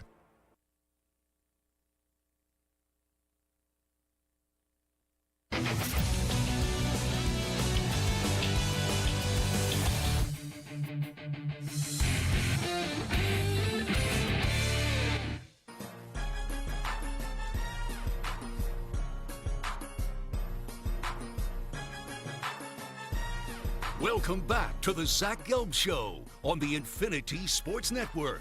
This portion of the show is sponsored by Square. More than 4 million neighborhood businesses run on Square. To learn more, go to square.com or just stop by your favorite local business. See you in the neighborhood, Square. In tonight's Monday Night Football game, the Lions visit the Ravens. Both teams are 1-1 on the season. Detroit is coming off a 52-21 drubbing over the Bears, where Jared Goff threw for 5 touchdowns. The Ravens hung 41 points on the Browns in Week 2. Behind Lamar Jackson's 4 passing touchdowns. Time to update you some of the biggest stories in the world of sports with some audio. Let's get to a news brief right now.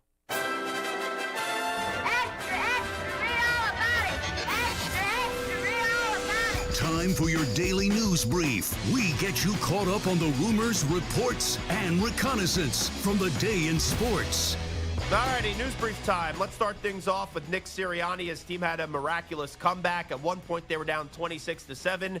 Not only did they win the game, they did cover the 3.5 points. Nick Sirianni and his offense waking up late in the game.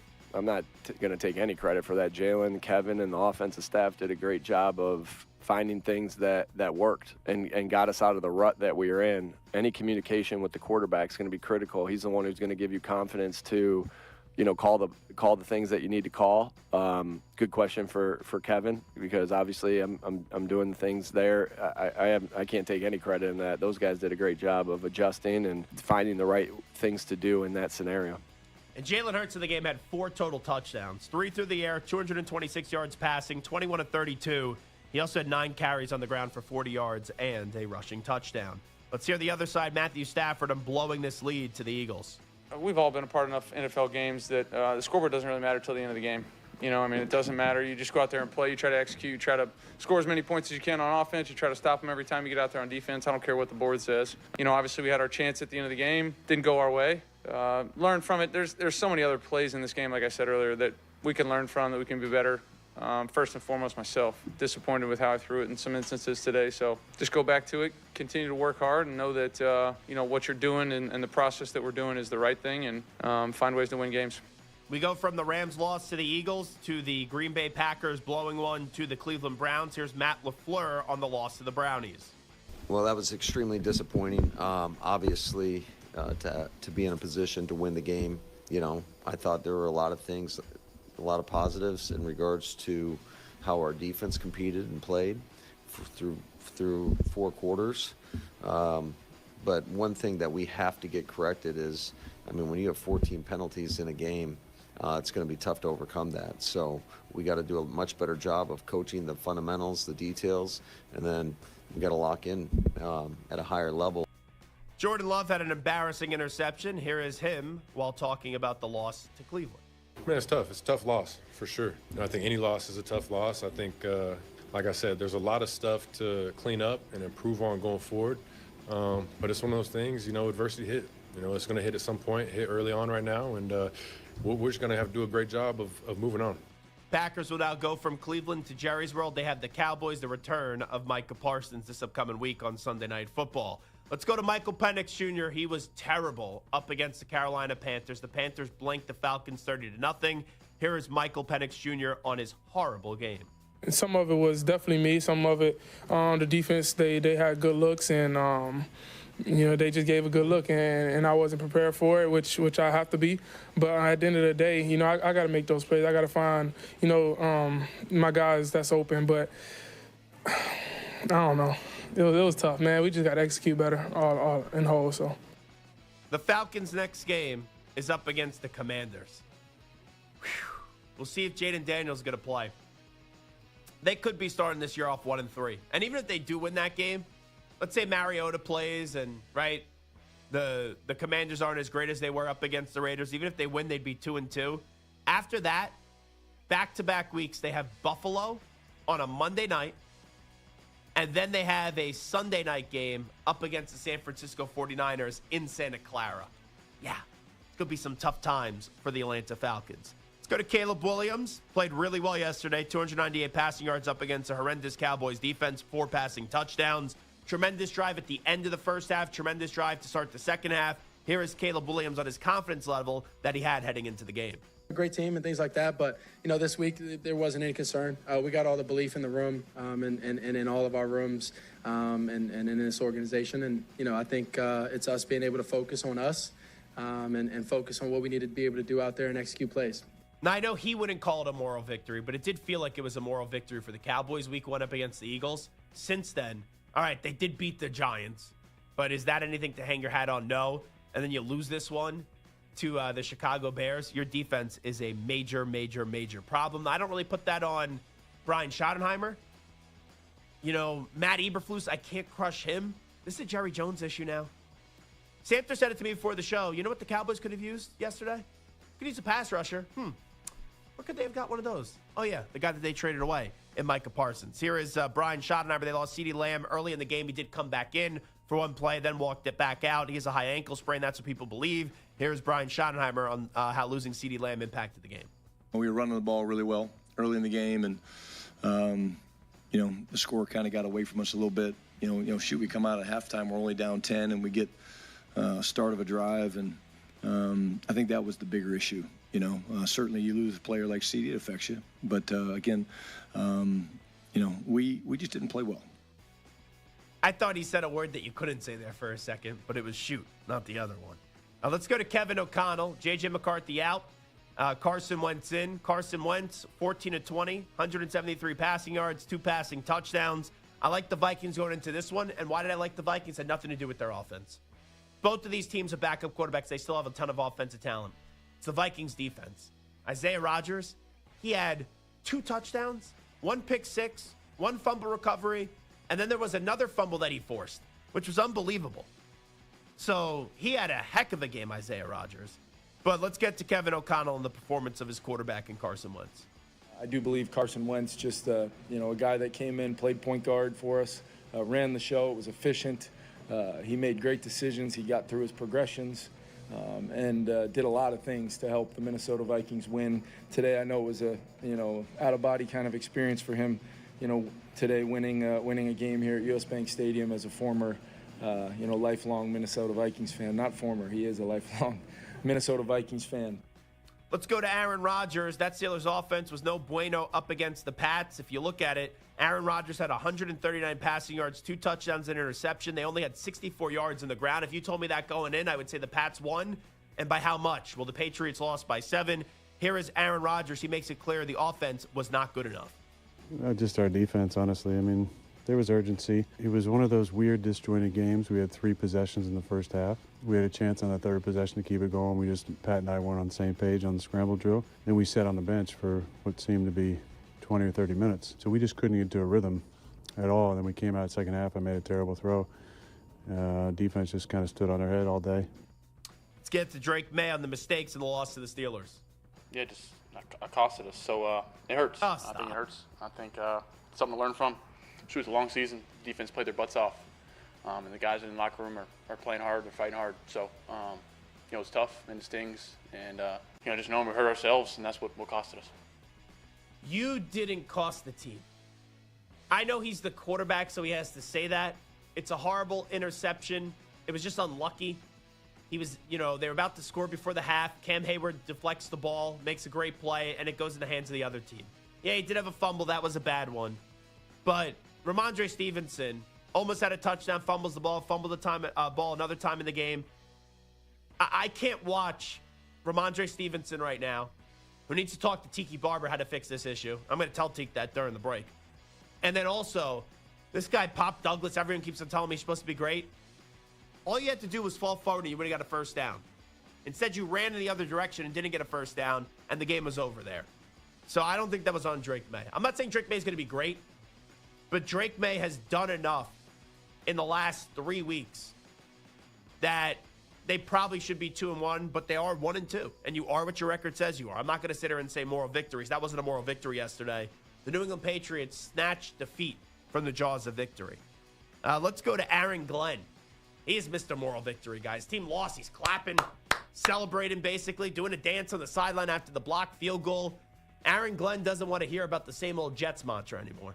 We're not the same team as what everyone says, same old Jets. These guys are going to fight no matter what the situation is. There's no give up in them. I hate that term. And I really don't know what that term means, but I know this. They're not the same old Jets. All right, so these guys are fighters. I love these guys. And listen, we know we have work to do. And I said this before. This is not an instant coffee team. All right, this is a team that's going to continue to keep stacking until we get to where we need to get to where we can consistently win these games. And again, I like where we're at, but I know we have a lot of work to do. They're 0-3. So how can you say this isn't the same old Jets? Samter, you're a Jet fan. I am. Well, at least you initially were a Jet fan. When we talk about the same old Jets, wouldn't it be very Jet-like for them to have that comeback when it looked like they were a fish dead out of water? And they have this then comeback. They get the blocked field goal. They make it a touchdown. Your coach is celebrating on the sideline dancing, which was an epic celebration. And then they lose that game and they're 0-3. Isn't that same old Jets? They're 0-3. And only the Jets lose a game, which is a Curb Your Enthusiasm skit. And maybe the Jets did kill Carl when the coach is dancing with 2 minutes to go. And they still lost that game. That feels like same old Jets, doesn't it not? Were they a joke? Not a joke per se, but same old Jets like rip your heart out when you think that there's hope. That's the same old Jets. Same old Jets is committing terrible penalties. That's what they've been doing. Same old Jets is giving you hope and then tearing it out. But I don't think that they're a joke this year. Wait, but hold on. There was a moral victory in week 1 because Justin Fields played terrible. This guy, Aaron Glenn, supposed to be a defensive genius. Their defense sucked in week 1. Then they got blown out by the Buffalo Bills. And then, after your defensive-minded head coach is celebrating, dancing on the sideline, his defense allows Tampa Bay to walk right down the field and get a game-winning field goal? And these are the same old Jets. They're a joke. Now, here's really one for you. You better not lose to Miami. Monday Night Football at the Dolphins this upcoming week. If you lose this game, I don't want to hear from any Jet fan that this team isn't a joke. That's what I'll say about that one. Let's get to Nick Saban. He was on College Game Day, obviously on the ESPN, and he had a few things to say before Clemson ended up losing to Syracuse. But this is Nick Saban on Dabo falling behind in today's college football. He created it. I mean, he created the success, very similar to the way we created a standard and an expectation in Alabama.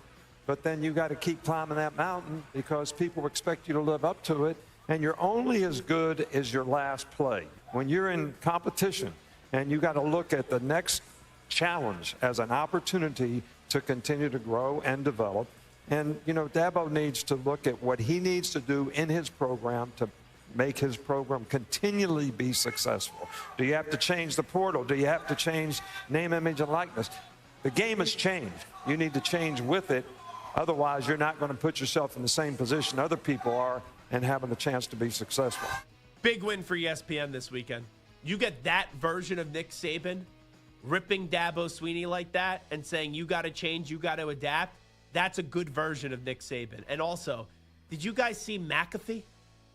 McAfee running around off the game day set, going to the high dive, and then doing the perfect dive while picking Miami to beat Florida? I thought that was pretty cool. So you get that version of Saban, and then you get McAfee doing the high jump dive. Stu, do you think you could do that dive? Would you be afraid to do that dive? From that no, high I up? definitely could not do that. No. No? Would you be like afraid of just how high it is? Yeah, that's the heights. The heights is not for me. Really? Even jumping into a pool? Yeah, not that high. Samter, I feel like you could be a good high diver. I mean, I guess. Well, I feel like you could do like that pencil dive. Be really good. I mean, the pencil's not that difficult. I did a couple of flips off the 10-foot high dive. A couple of flips? Whoa. Like a backflip? No, like I would do a single flip Like off the a high forward dive. roll? Yeah. Huh. I mean, like jump, flip, and then land. You know, we had a 10-foot high dive in my town pool. So you know. Do we have video of that? I was like 9. Oh, okay. Well, maybe 12. Oh, so you were the kid from the Sandlot that faked drowning in the pool? Squints? So you, Yes. So you get a little makeout session with the peppercorn? Yeah, with the hot lifeguard. Yeah. That's a Samter move. I knew I recognized you somewhere. All righty, we'll take a timeout. We'll come on back. We got Lions, Ravens tonight. Also, we'll take a look at the backup quarterback play in the NFL from this past week.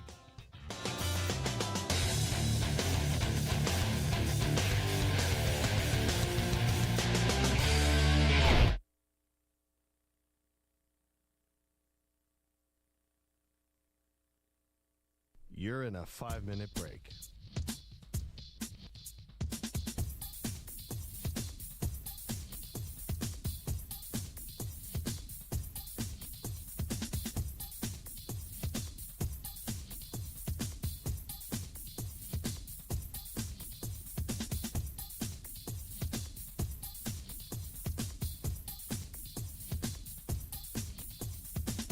Four minutes, 30 seconds remaining.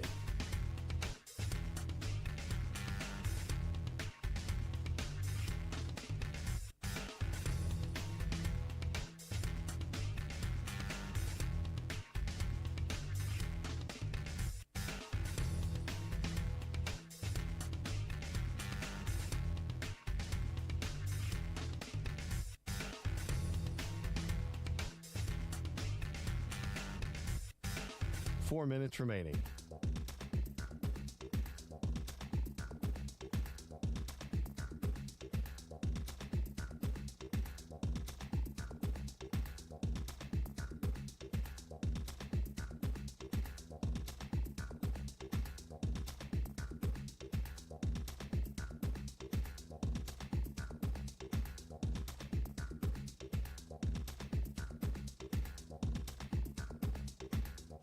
Three minutes, 30 seconds remaining.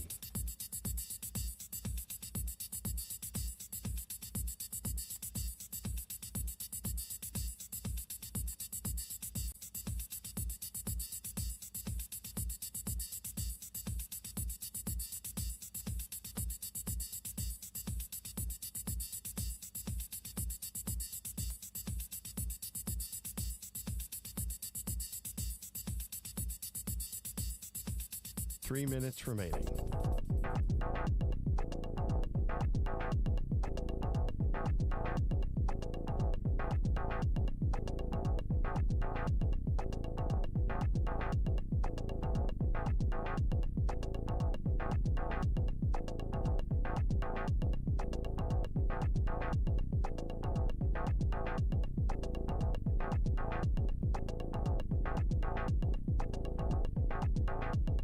2 minutes, 30 seconds remaining.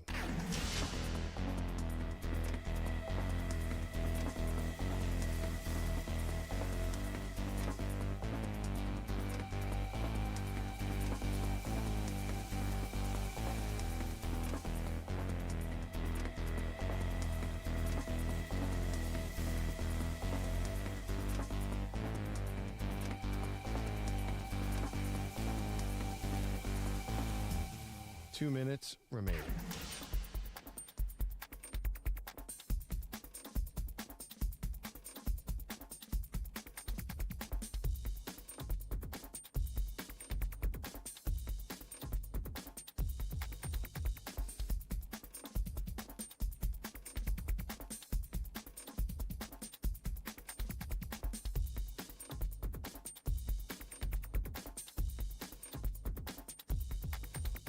One minute, 30 seconds remaining.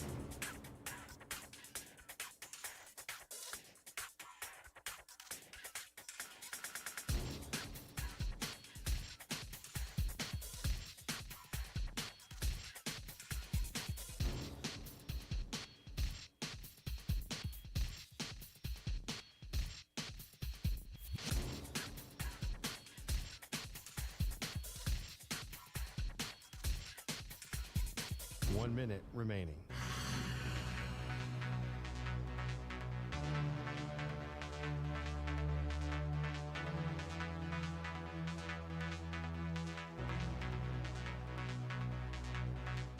Forty-five seconds remaining.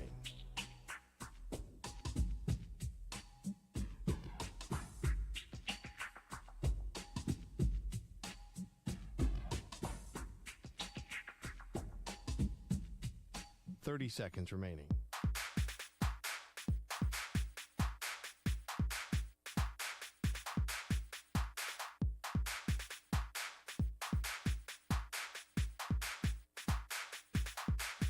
Fifteen seconds.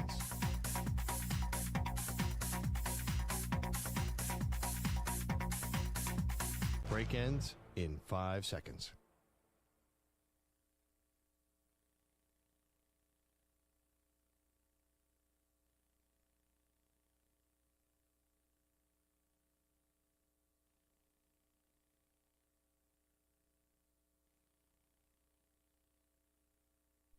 To infinity and beyond. He's live. He's nationwide. This is the Zach Gelb Show.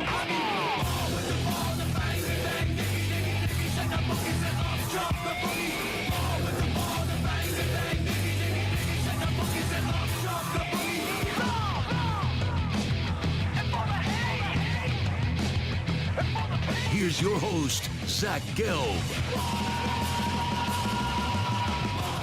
All righty, hour number 3 of our radio program. That's right, it is the Zach Gelb Show on the Infinity Sports Network. Here's an interesting question. Tonight you have the Detroit Lions up against the Baltimore Ravens. Right? That's a primetime game, Monday Night Football, and it's a game that there's actual anticipation, buzz for. It's not like what we saw last night on Sunday Night Football, where it's the Chiefs and the Giants, and you walk away from that one saying, what did I just watch? All right, Kansas City won, but do you feel good about the Chiefs now? No, you don't. And then you look at the Giants. It's just a waste of time with them playing Russell Wilson and then occasionally putting in Jackson Dart. Just put Jackson Dart as the full-time starter. It'd be the only thing that would somewhat try to make the Giants exciting again. But tonight, you have a team that's a Super Bowl contender in the AFC up against a Super Bowl contender in the NFC. Now, the Ravens and Lions both have a loss on their resume. The Ravens lost week 1 to the Buffalo Bills in a game that many people thought they were going to win. And then they crumbled in the final 5 minutes. They imploded. At one point, it was a 99.1% win percentage for the Ravens, and they lost to the Bills. And then you had the Lions, who got dragged by the Packers in week 1. Then they dragged the Bears in week 2. And now it's okay, what team are you going to get in week 3? So I'm not going to ask here about tonight's game in terms of who's going to win tonight. Because I think it's 50-50, right? You would give the slight edge to the Ravens because they are at home. But this does feel like it's a toss-up game. But for the rest of the future for this season in the NFL, you look at the AFC. You feel good about the Bills. You feel good about the Ravens.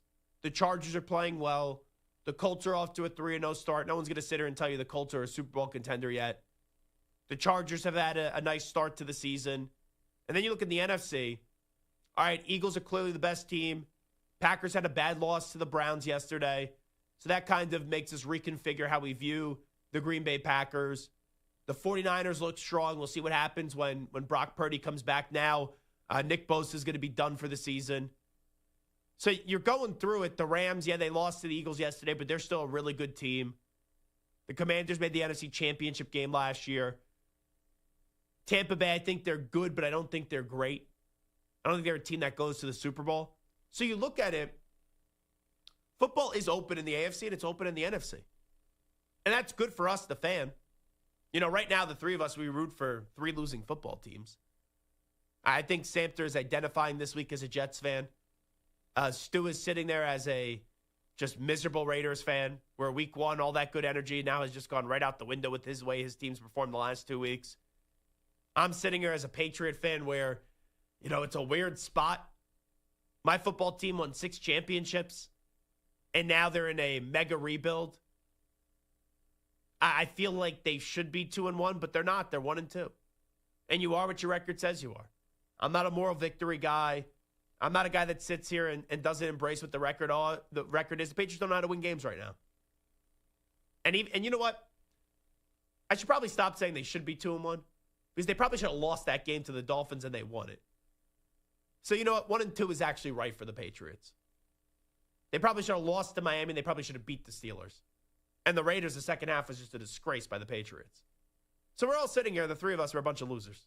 Stu, you're a loser. Samter, you're a loser. And yes, I'm a loser. We're all a bunch of big fat losers when it comes to our football teams. So I'll ask you this question. When it comes to the Ravens and the Lions, as we're looking as football fans that know our teams aren't going to be playing in the postseason, if you had to make a bet now, do you think it's more likely that the Ravens get to the Super Bowl this year? Or do you think it's more likely that the Lions get to the Super Bowl this year? Lions and Ravens tonight doesn't mean who you think's going to win the game tonight. But as you look at the state of the AFC compared to the state of the NFC, who do you think is more likely to get to the Super Bowl? Stu, I'll start with you. I think it's the Ravens. I guess my reasoning for that is you have the Chiefs don't look great to start the season. The Bengals, they don't have Burrow for who knows, could be the whole regular season. They might not even be in the mix. And you look at the NFC, I just think you have the Eagles, who I think are better. You have the Rams, who I think are better. The Packers, you can make an argument, are better. I just think the path is there for the Ravens, which is weird to say because, you know, going into the season, you would think it's Allen, Mahomes, Burrow, maybe the Texans. I just feel like the AFC might be a little bit easier for the Ravens, even though I probably would still favor the Bills, but that's my answer. Samter, Lions or Ravens? Ditto. Like literally everything that he just said is what I would have said. Is the NFC is tougher and deeper this year than it has been in the past. And the Lions still couldn't even get to the NFC Championship game last year as the 1 seed. They're probably going to be at best a 3 or 4 seed this year.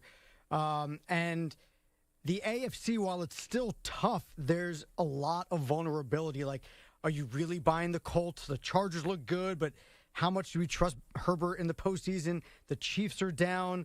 The Bengals, who knows about Joe Burrow, if he's even going to be back. Aaron Rodgers in the playoff is always the question mark. And yeah, the Bills beat the Ravens in the first game, but the Ravens were dominating for 3.5 quarters. So to me, I look at the Ravens, I still think they're probably the favorite to come out of the AFC. Can I just ask a question here? Maybe. Before I give you my answer. Sure. The last 2 years, would you say the Lions were better than the Ravens or the Ravens are better than the Lions? The last 2 years. I would say the Ravens were the better team, but I would have answered the question differently because the NFC was weaker. All right. I will disagree with that. The last 2 years, I think the Lions have been better than the Ravens. The Lions 2 years ago made the NFC Championship game. I know the Ravens made the AFC Championship game. The Ravens offense did nothing in that game. While the Lions lost, they blew the lead. And then the next year, both of them lost in the divisional round. One was coming off a 1 seed, and the other lost to the Buffalo Bills. So when I look at this question, part of me says, shouldn't I take the Lions? Because the Ravens, they have 2 problems. They have a Josh Allen problem in the postseason, and they have a Patrick Mahomes problem. Now we'll see if the Chiefs are going to be there. The Bills are going to be there. I still give the edge to the Bills over the Ravens. But I agree with Stu and Samter, where even though I wanted to go into this segment saying it's the Lions, it has nothing to do against the Lions. The NFC is just deeper than the AFC. Like, let me ask you a question right now. In the AFC, Samter and Stu, yes or no? And I'll have you both give answers. Can you see the Colts going to the Super Bowl? No. No. Can you see the Broncos going to the Super Bowl? At this point, year, no. This year. Yeah, no. What are you thinking about here? I mean, yes, but no. I can see it, but like 2%. That was my preseason pick, too, to get to the Super Bowl, and I'm already jumping off that ship. Yeah, I would say no. Can you see the Chargers get there this year? Yes. I can, yes. Okay. Can you see the Buffalo Bills get there this year? Yep. Right? Outside of that, Kansas City? Yep. Yeah, still the Chiefs. Okay. Yeah. So would you say... I can see the Steelers, too. What? Yeah. The Steelers, who haven't won a playoff game since the 2016 season? Yeah. With Aaron Rodgers. Did you watch the game yesterday? Yeah, and they beat your Patriots. Yes. That's not something that makes you a Super Bowl contender. Aaron Rodgers looked old. He looked slow. And that defense, even their turnovers... Yeah, though Cam Hayward one, I'll give him credit for it, but that was a Ramondre Stevenson fumbling issue. I don't think that defense is still all that good. You could really make the case for the Steelers. I can't see it. It's the same case I've made before. I mean, their defense looked porous in the first two games. They figured a lot out yesterday. They did better. So then why don't you think the Bears could go to the Super Bowl, right? The Bears played a bad No. I'm just saying, the Bears played a bad Cowboys defense, and they looked great. The Steelers played a bad Patriot team. They didn't even look great. They were lucky to win the game by 7. So, like, what's the disconnect there? Just asking, playing devil's advocate here. It's eye test. Like, I look at the Bears. I don't think the Bears can make it to the Super Bowl just based off of the talent and the team that they have. But the Steelers, when you have T.J. Watt and Cam Hayward and Jalen Ramsey, along with Aaron Rodgers, DK Metcalf, like, I could see them making a run. Like, I could see the Ravens and the Bills knocking each other off. And I can see the Chiefs are slowing down, and maybe the Steelers, get lucky and win a game. I'm not saying they will. You know what? I still rank them as like the 6th or 7th best team, but could they make a run? There's the talent and the experience there. That's a veteran team that could make a run. Yeah, but I think it's overrated. The talent and the experience, it's overrated because what have those guys accomplished since 2016? And if you tell me, you bring in Aaron Rodgers, how many opportunities did Aaron Rodgers have with the Green Bay Packers to go back to another Super Bowl? How many with better teams than he has right now in Pittsburgh, and he failed every time? The argument that you made just there in saying that the Steelers get to the Super Bowl, which I vehemently disagree, it shows you how open the AFC is. And that's why the answer is the Ravens have a better chance to go to the Super Bowl this year than the Detroit Lions, even though the Lions are a team that have performed better the last 2 years. It's because in the NFC, you got to worry about the Rams who won a Super Bowl a few years ago. You have to worry about the Eagles who just won a Super Bowl this past year. You have to worry about the Commanders who are in the NFC Championship game. It's not even a lock that the Lions are going to win their division. Tampa Bay, if they played the Lions in the first round, I know they lost to them. Tampa Bay lost to the Lions 2 years ago in the playoffs, but is it inconceivable seeing Tampa Bay pull off the upset to the Lions? No.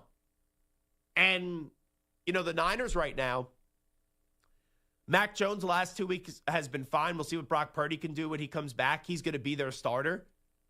And they just lost Bosa with an injury, but Bosa's always hurt. The Niners are looking like a good team, and they're not even fully healthy yet. So you look at it and you go through that. I think the Ravens have a better chance to go to the Super Bowl, and it may not even be because they're the better team. You could argue that the Ravens are a better team than the Lions, but the Lions' road is so much tougher, where the Ravens, right now, is it too premature to say right now the only team standing in their way are the Buffalo Bills? And I know that sounds crazy, but the Chargers are good. Let's see if they could be great. I'm not sorry, Samter. I'm not believing in the Steelers. No one else in the AFC East. You take a look in the AFC North. It's just the Ravens really for this year for me. The South, I like the Colts story, but they're not going to the Super Bowl. And I know I'm not mentioning Kansas City. And I know it's only 3 weeks. Can the Chiefs still get and win a Super Bowl? Yes. But that offense last night, outside of Tyquan Thornton, it looked bad. That team looks slow. That team doesn't look fun. That team looks boring. So if you had to handicap it 3 weeks into the season, would you say this right now, 3 weeks into the season, even before seeing the Ravens play right now? Because, like, if they lose tonight, the Ravens, the conversation may be different tomorrow. But if you had to say right now, the two best teams in the AFC, right, gun to your head, you have two chances to go make the Super Bowl. Who do you pick, Stu? You pick the Ravens and the Bills? Ravens and the Bills, yes. Who do you pick in the NFC? Philly? Well, definitely Philly. No, like, sure, but also they just won the Super Bowl last year. We haven't had a repeat. We have teams get back-to-back Super Bowls, but a repeat champion you didn't have until the Chiefs just did it. But before that, it was 0-3 Pats, 0-4 Pats. So you would say Philly's the best team in the NFC. Then who's the second best team right now? Is it crazy to say the Bucs? It's not.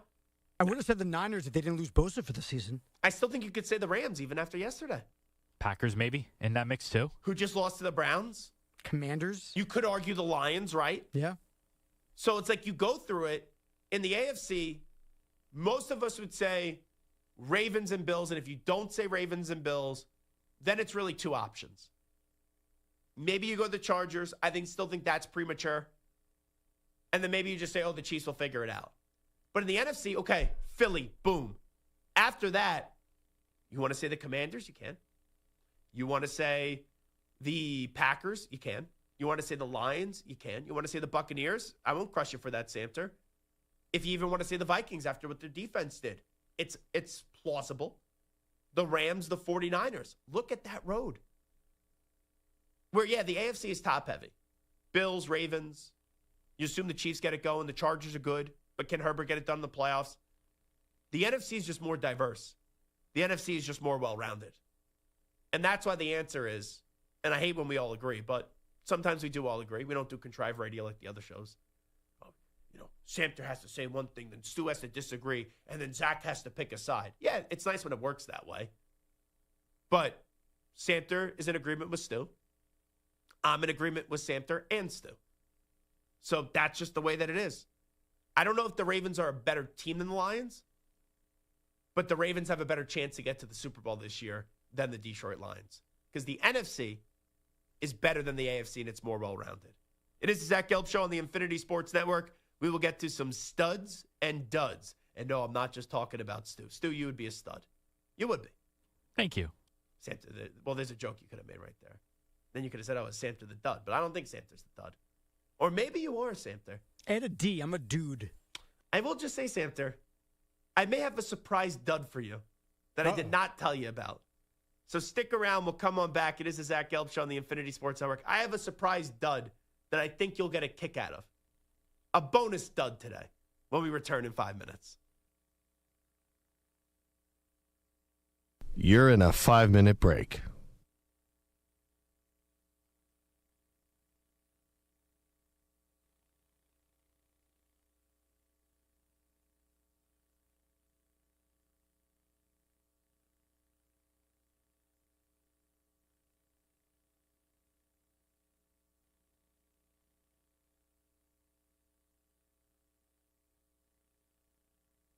Four minutes, 30 seconds remaining.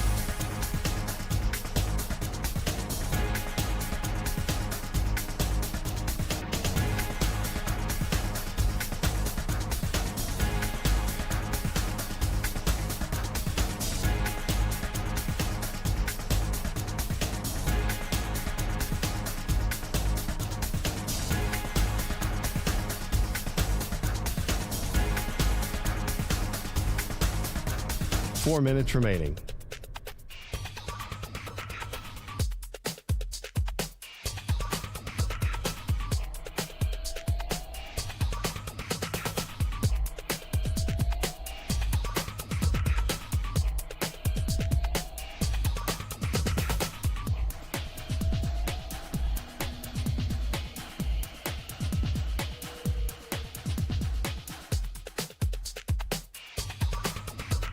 Three minutes, 30 seconds remaining.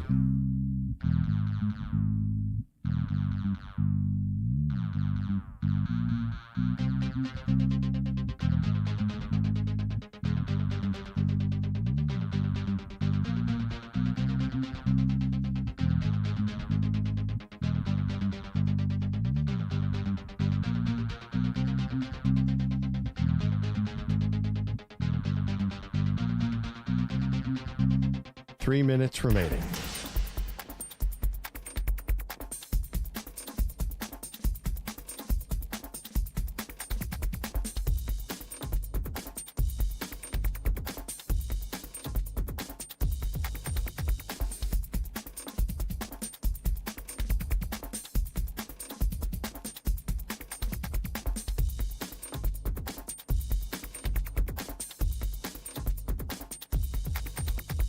Two minutes, 30 seconds remaining.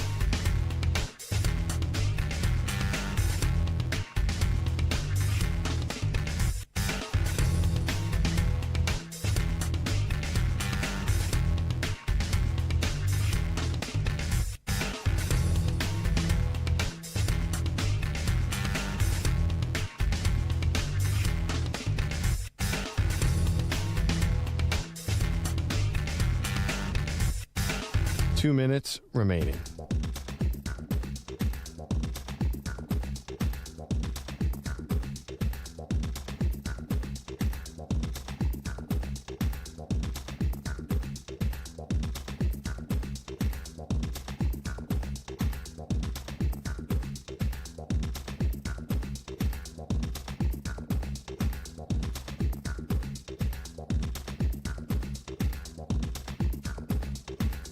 One minute, 30 seconds remaining.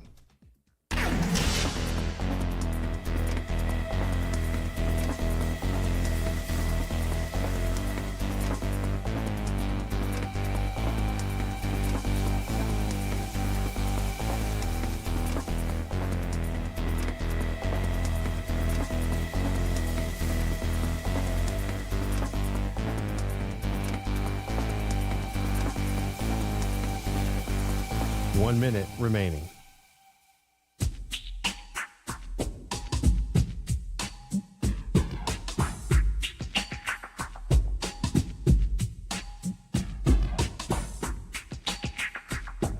Forty-five seconds remaining.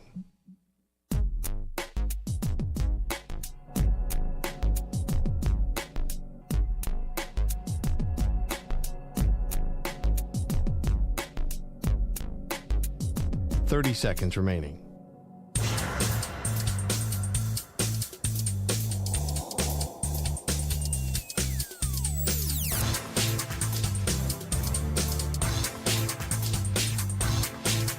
Fifteen seconds.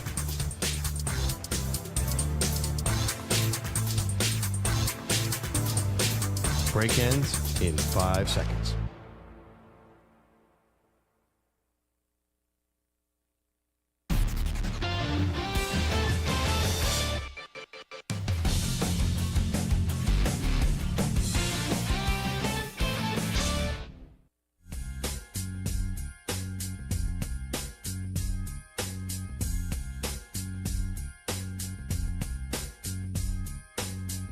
Welcome back to the Zach Gelb Show on the Infinity Sports Network. All right, it is a Monday edition of the Zach Gelb Show on the Infinity Sports Network, so it's time to get to some studs and duds. On the Zach Gelb Show, we're looking for studs. Back to pass. Bosa picked up. Deep shot. Jefferson. Yes! But sometimes we have to tolerate the duds. Mistake. Lamar takes the snap. Rolls to the right. Throws. Complete. No! He dropped it. Mark Andrews hit him in the head. Now for the moment you've all been waiting for. And here we go. It's time for studs and duds. All righty, let's start with the college football gridiron first. We'll give you our studs. And I got to start with Indiana football's quarterback, Fernando Mendoza. Illinois was supposed to be a playoff team this year. People forgot about Indiana. You know, they'll be solid, but they'll be 8 wins. They won't make the college football playoff after making it a year ago. Well, that was supposed to be a fun, close, good football game that we were supposed to see on Saturday. And Kurt Cignetti said, I'm going to smoke on that Illinois pack. Google me. It was unbelievable. 63-10. Indiana not only just beat Illinois, they thumped them. They destroyed them. They crushed them. And they took their soul and they ripped it right out of their heart, right out of their chest. And Fernando Mendoza, the quarterback for the Hoosiers of Indiana, 21-33 for 267 passing yards. Not one, Not 2, not 3, not 4, but 5 touchdowns. But why I liked him so much, the performance speaks for itself. But after the game, in a polite way, not an arrogant, not an obnoxious way, but in a polite way, he talked smack and called out the Illinois coaches. I don't want to put any quotes out there, but early in the week, I heard that their defensive coordinator was complimenting our run game, but was still a little iffy on our pass game. So I'm really glad that we're able to show what we can do in the pass game. And, you know, you could always disrespect me, whatever. But when you disrespect my receivers, my tight ends, my O-line, and our pass game, that I take that to heart. So I'm glad we're able to show what we can do and respect you, you know, everyone at Illinois and a fantastic institution, and hope they have a great rest of the year. Stud. That's the nicest. I know we said we're going to play the audio and then just go. That's the nicest smack talk I've ever heard. Good for him. All righty, Stu. All right, for my stud, I am going to go to Dante Moore, the Oregon quarterback. Now, I know they didn't play the toughest opponent this week. They played Oregon State, but it's still a rivalry game, and it's still, you know, one of those games where you want to see him put up some stats to try to build up that Heisman, the Heisman odds, if you will. And he was great. He had 305 yards, 4 touchdowns, no picks, and one of the touchdowns he had was his 49-yard touchdown late in the game in the fourth quarter. This could be a play-action throw. Looking for somebody downfield. Wide open, Gary Bryant Jr. 3-2. Touchdown, Gary Bryant Jr. Stud. I'm going to go with a guy who is leading a team that I know you don't really love their coach, and that is the USC Trojans with Lincoln Riley, Jaden Mayava, the transfer quarterback who left UNLV, was supposed to go to Georgia, went to USC instead. The dude had 3 touchdown passes, 2 more touchdowns on the ground in their win against Michigan State. They're 4-0. They've beaten Purdue. They've beaten Michigan State.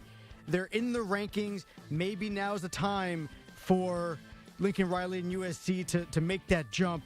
A very big game, 77% completions in the game. And despite all those touchdowns, 5 touchdowns, this play on 3rd and 3 with a 1-possession lead was the biggest play of the game for USC and Mayava. Pressure shown by Smith. Now he'll drop back. It's 3rd down and 3. Mayava on the roll, flowing to his right. Slams on the brakes, gets jostled around, keeps his feet. Mayava, oh my goodness gracious. How did he do it? Stud. Be curious what USC does in their next 4 games. They play Illinois, Michigan, Notre Dame, and at Nebraska. They could go 3-1 in that stretch, which is not going to be easy to do. Then I'll start to maybe believe in them. All righty, let me go to my NFL stud. You don't have your quarterback? No problem. Because Isaiah Rodgers was going to account for not 1, but 2 touchdowns. And last time I checked, not a running back, he's not a wide receiver, he's a defensive back. Jake floats to the left. Now he looks to run to the right. Now he throws, and it's intercepted. Isaiah Rodgers. Look out, he's fast. 30, 40, 50, and is loose. Isaiah Rodgers is gone. An 87-yard pick 6 by Isaiah Rodgers. The shotgun throws a quickie right. Caught Noah Fant, his 5th catch. He dropped the ball. Isaiah Rodgers picked it up. No way. He is gone. 2 defensive touchdowns for number 2, Isaiah Rodgers. Well done, young man. Stud. All right, for my NFL stud, I'm going to go to the Indianapolis Colts and Jonathan Taylor. Now, the Colts, they've been great, 3-0, an amazing start. And Jonathan Taylor is part of an offense that the Colts, they've put up 103 points through 3 games. That is the most of any Colts team through 3 games, even more than the Peyton Manning, Andrew Luck Colts. So they've been unbelievable, and he was What a statement, by the way. Yeah. Did anyone see this one coming? No. No, of course not. He was great yesterday. 17 carries, 102 yards, and not 1, not 2, but 3 touchdowns, including this one. Tyler Warren is the H-back. They give it to Taylor right up the gut. Big hole, 40. Cuts back to his right. Spinning upfield, still going. Good. Slips out of a tackle. He's at the 20. He's at the 10. He's at the 5. Touchdown! Jonathan Taylor rips it from 46 yards out. Touchdown, INDY. fly. Yes, sir. Stud. And by the way, Samter, I'll let you go in a second. On that block by Tyler Warren on one of the Taylor touchdowns, Ross Tucker, I think, was doing the game. Shout out to Ross because he did the Chris Berman whoop when Tyler Warren had the big block on that play, which I did enjoy. All righty, Samter, go ahead. All right, for my stud, I'm going with Caleb Williams. Dude had 4 touchdown passes, 298 yards, passing a 10.6 yards per attempt average, which is incredible. So it shows that he's not just dinking and dunking. I know the Cowboys defense is pretty lame right now, and they're not looking very good, but Caleb Williams looked absolutely dominant. And here's the craziest stat. First time in his entire NFL career that Caleb Williams was not sacked. He's got sacked every single game at least once last year. He had 6 sacks the first 2 weeks this year and 0 sacks against the Dallas Cowboys. Guess who leads the NFL in passing touchdowns right now? That's Caleb Williams, maybe living up to his expectations. And this awesome play, a little flea flicker to Luther Burden. Here's the pitch to Swift, tosses it back to Caleb Williams, looking deep down the left side, going for Luther, Burden over the shoulder, 20, 10, 5, end zone, touchdown! Touchdown Bears! Ben's bag of tricks, baby! That's number 1. Ben's bag of tricks. Fans are going berserk. They loved it. Every bit of it. Stud. All right, I'm going to ask a question as I get to my college football dud. Would you rather have 5 interceptions in a game, or would you rather only have 61 passing yards in a game? What would you rather have? 5 interceptions in a game, or only 61 passing yards in a game? 61 passing yards, 5 interceptions is inexcusable. I feel like the person you might or might not be talking about also had like 30 passing yards through the third quarter. What's your answer, Stu? I think I'd rather have the low passing yards instead of the 5 The 5 interceptions is unforgivable. I don't know. As a quarterback, only having 61 yards passing on 23 attempts is also unforgivable. It's not great. And the score was actually worse in the 61 yards compared to the 5 interceptions. One was a 20-10 loss. That was on the 5 interceptions. It was a 26-7 loss on the 61 yards passing. Either way, DJ Lagway, you are my dud, and I'll get to the audio in just a second, but there's a report that is emerging right now about DJ Lagway. According to Swamp 24/7, Florida's starting quarterback DJ Lagway is back in a boot to treat an undisclosed injury following UF's 26-7 Week 4 loss to Miami. Swamp 24/7 has learned Lagway previously spotted a boot late in the offseason to treat a calf strain that he suffered in late July, which limited his availability to practice throughout most of UF's fall training camp. It marked his 3rd offseason injury of the year, as throwing shoulder soreness and a core muscle ailment prevented him from attempting passes during the Gators spring training camp between March and April. A source, though, familiar with Lagway's situation, did express confidence that the second-year quarterback will be ready to face Texas on October 4th, following the Gators' Week 5 bye. DJ Lagway, though, not only is he in a boot, last week 5 interceptions, and this week an anemic 61 yards passing. DJ Lagway, though, he says he's not going to get down on himself despite his poor play. It's been hard, though, but let me tell y'all something. It's going to get things changed for sure. I guarantee that. I can guarantee that this is not acceptable at all. I'm not going to sit here and lie to y'all and make this seem like this is okay. This isn't okay. We got to play better football, and it starts with me. Dud. All right, so for my college football dud, I'm going to go with Devin Dampier, the Utah starting quarterback. Now, it's not all his fault, What but a disappointing game that was. That was really another was. one. Like, Yeah. Indiana, Illinois, we thought was going to be great. Texas Tech up against Utah, we thought was going to be great, but that was not the case. yeah, like you said, 34-10, just kind of a blowout game. You thought it'd be a really good game, and Dampier didn't really do much. He had 162 yards passing, no touchdowns, 2 interceptions, and after the game, Utah head coach Kyle Whittingham talked about Dampier and that really the offense as a whole in their struggles. We didn't do anything to help our own cause, particularly on offense. First quarter was a disaster. 2 turnovers with the fumbles, another turnover on downs, 4th and 1. You got to convert that. Touchdown called back because of a penalty. So really didn't get into a rhythm on offense. Essentially the whole morning, afternoon. Dud. For me, I'm going with the guy that we talked about earlier today, and that's Dabo Swinney, along with a duo with his quarterback, Cade Klubnik.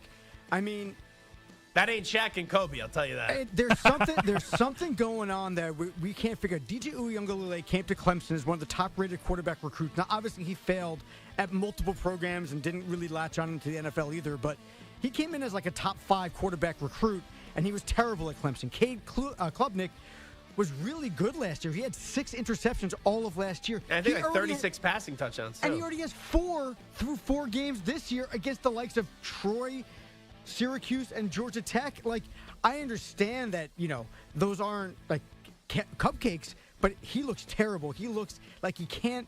He's just uncomfortable, and there's something going on with Dabo. I know we talk about the transfer portal and the NIL, but there's something else going on that maybe just like even the X's and O's on the field and the way he's reaching his players, he's not adapting to the younger kids. I don't know. It's more than just NIL and transfer because he has talent on that team, and Dabo was really emotional after the game. Disappointed, painful. It hurt. I'm human. I'm not a cyborg. This is my life, man. I've been here 23 years. I love this place. I give this place the very best I got every single day. Every day. There's never been a day that I haven't given Clemson every ounce of everything I have. I hurt. I've invested my life here. And when I don't get the job done, I'm responsible. And I feel the pain. It's not just my pain. I feel everybody's pain. I've been in these situations many times. I've had a lot of great days, and this is a very, very low day. Dud. I'll tell you what it is. That coach is stubborn. He's not willing to adapt. And when you're not willing to adapt in what's in the best interest of the team, that goes all throughout the locker room. Because it's tough to be all in when your coach isn't all in. And that's why you're seeing Clemson be the way that they've been the last few years, and particularly this year. They can go win the ACC here and there, but they're nowhere close to being a national championship contender again anytime soon.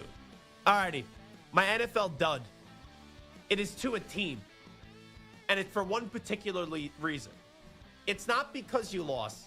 It's by how many points you lost. 26-7, you're up, the LA Rams. I had your Rams plus 3.5. All right, you blow the game to the Eagles. You are driving at the end of the game. You're lining up for a field goal. You make it, we cover. You miss it, right? We still cover. The only thing you can't allow is for the ball to get blocked and then for it return for a touchdown by, I don't know, a 350-pound defensive lineman. And that's what the Rams allowed happen. The ball is spotted. The kick is away. It's blocked! It's blocked! It's picked up by the Eagles. Running with it is Davis. 30, 20, 10, 5, touchdown! Game over! Jordan Davis! Are you kidding me? Blocked him again! Are you kidding me? Blocked him again!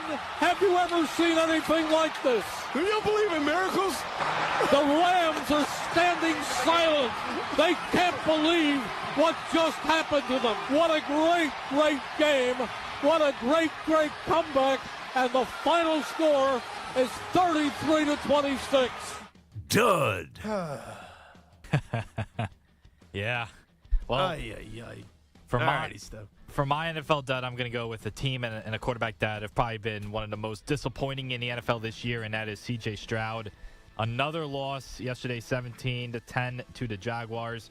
25 of 38 for just 204 yards. He had 1 touchdown, 2 interceptions. Stroud had 5 interceptions in his first 15 starts, and that was in 2023. Since then, he has 15 picks in 20 starts, and including this one late in the game against the Jaguars yesterday. 27 seconds to play. 3rd and 1, Texans from the 28 of Jacksonville. Shotgun formation. Collins now on the near side, dropping a C.J. Stroud. He gets hit as he let it go. The ball's floating up there. The ball is picked off! The Jags, I believe it, picked it off! The Jags have picked it off! Dud. So for me, I'm going with a guy that I really loved, and you loved in college as well, coming into the NFL, was Michael Penix Jr. Oh, yeah.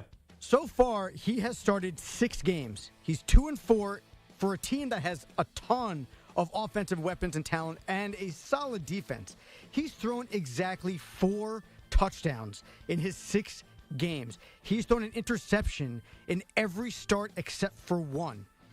Penix was terrible yesterday. His completion percentage is under 60%, which in the NFL these days is unheard of. He completed 50% of his passes for 172 yards, no touchdowns, and 2 picks in a shutout to the Panthers. That's the big part. Losing to the Panthers is one thing. Getting shut out by the Panthers is unbelievably embarrassing. And then on this 4th down play, he just sealed it for himself, and Kirk Cousins had to come into the game. Shotgun snap on 4th down. Penix fires, intercepted, near sideline. Mike Jackson, he's got the 40, midfield, outside the numbers, 35, breaks a tackle at the 30, stops on a dime, going backwards, and now finally he goes out of bounds at the 30-yard line. Dud. All right, there you go. Studs and Duds on the Zach Gelb Show on the Infinity Sports Network. Actually, Samter, I actually have a bonus dud here. So I'll give you a lot of credit because Michael Samter has done a good job in really launching our show's TikTok. And when he's launched the show's TikTok, it's had some pretty good success. So I give Samter credit for that. But Samter, I think there's some inconsistencies about your TikTok to YouTube game, if you just hear me out. So you posted this video of me criticizing Chip Kelly, right? On YouTube, it says the game passed him by a decade ago. Then I go on TikTok and I read the comments, and you are the same person, right? Unless if this is a fraudulent Samter. And then it's a Samter that says on TikTok, I mean, dude just won a national championship, and that offense is virtually unstoppable. Maybe give him, Genty, and the offense a few games to figure it out. No. So what is the difference from Samter on TikTok to Samter on YouTube, where there's one comment on YouTube and then there's one comment on TikTok? You're the same damn person, and it's a different comment. So you get a dud. Dud. I'll be honest, actually. I think it was Alexandra who wrote that second one. Okay. You're blaming your daughter, your cute little daughter. All righty, we'll take a timeout. Update time here, Zach. Infinity Sports Network. Sports Flash. And it's sponsored by Progressive Insurance. Your small business keeps you on the go. Progressive Commercial Insurance keeps your policy within reach with their easy-to-use mobile app. Learn more at progressivecommercial.com. Last year it was Tony Bennett retiring before the season. Now it's Bruce Pearl, the Auburn coach, stepping down after 11 seasons at the school. He will remain as part of the administration. His son Steven will take over. Pearl coming off his second Final Four appearance with the Tigers. For the second time in his career, Nick Bosa has suffered a torn ACL, this time to his right knee. He'll miss the rest of the season. Another major blow for the 3-0 49ers. Browns tackle DeJuan Jones out for the year with a knee injury, while the Cowboys won't have CeeDee Lamb for 3 to 4 weeks due to a high ankle sprain, and Mike Evans' hamstring injury, a low-grade strain, and he's likely to miss some time. The Giants are leaving the door open for Jackson Dart to start at quarterback. Head coach Brian Dabo said they will evaluate everything. Final game of Week 3 features the Lions and Ravens in Baltimore. The Rockets' Fred VanVleet reportedly suffered a torn ACL and will miss the season. This report is sponsored by Progressive Insurance. Your small business keeps you on the go. Progressive Commercial Insurance keeps your policy within reach with their easy-to-use mobile app. Learn more at progressivecommercial.com. I'm Rich Eckler. The Infinity Sports Network is on your smart speaker. All you have to say is play Infinity Sports Network.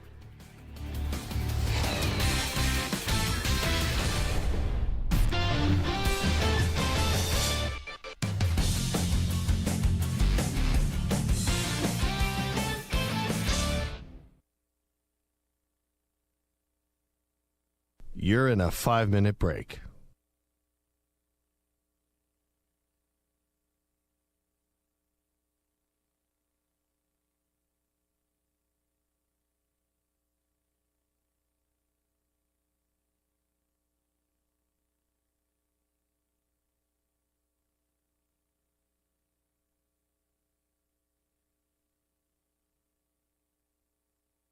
Four minutes, 30 seconds remaining.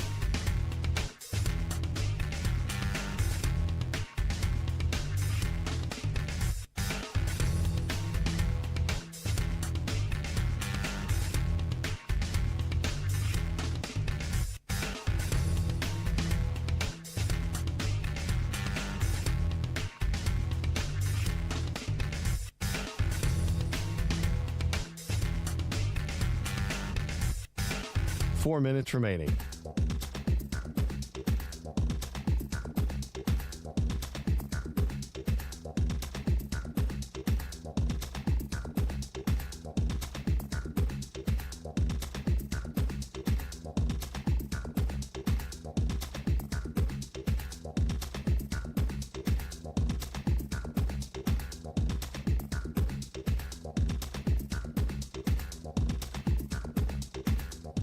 3 minutes, 30 seconds remaining.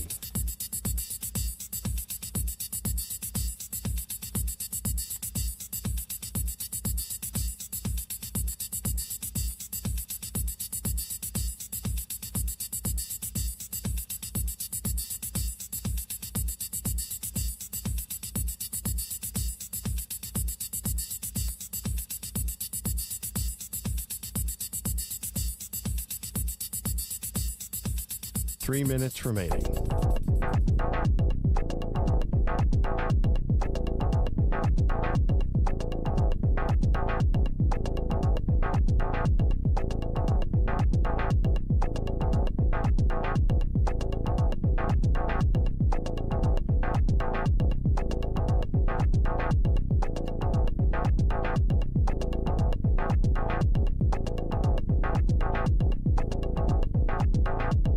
Two minutes, 30 seconds remaining.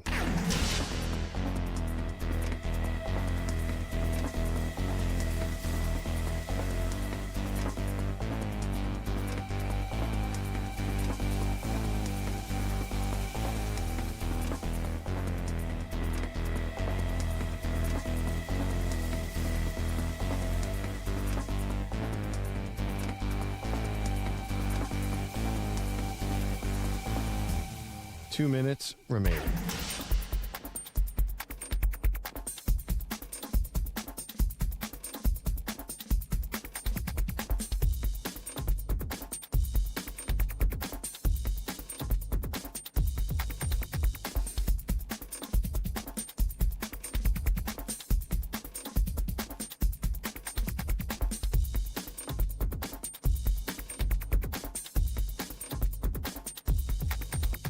One minute, 30 seconds remaining.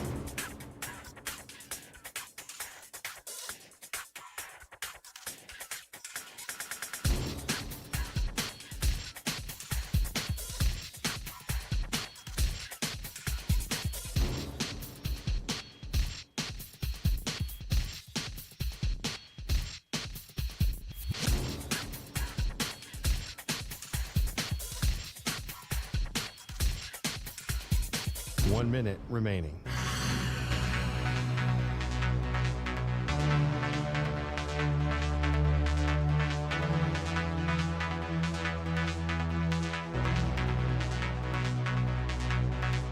Forty-five seconds remaining.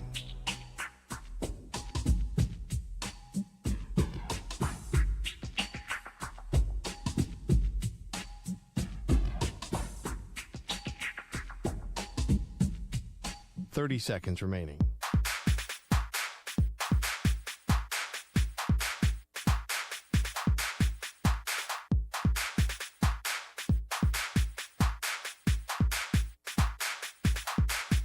Fifteen seconds.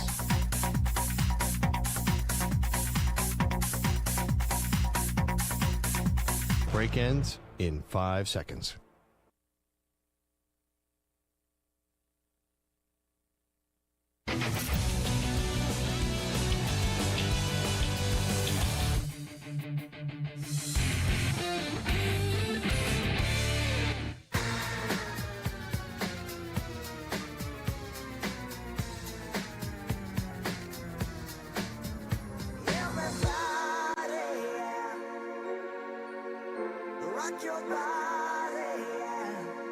Hey, this is Howie. And this is Nick. From the Backstreet Boys. And you're listening to the Zach Gelb Show. And guess what?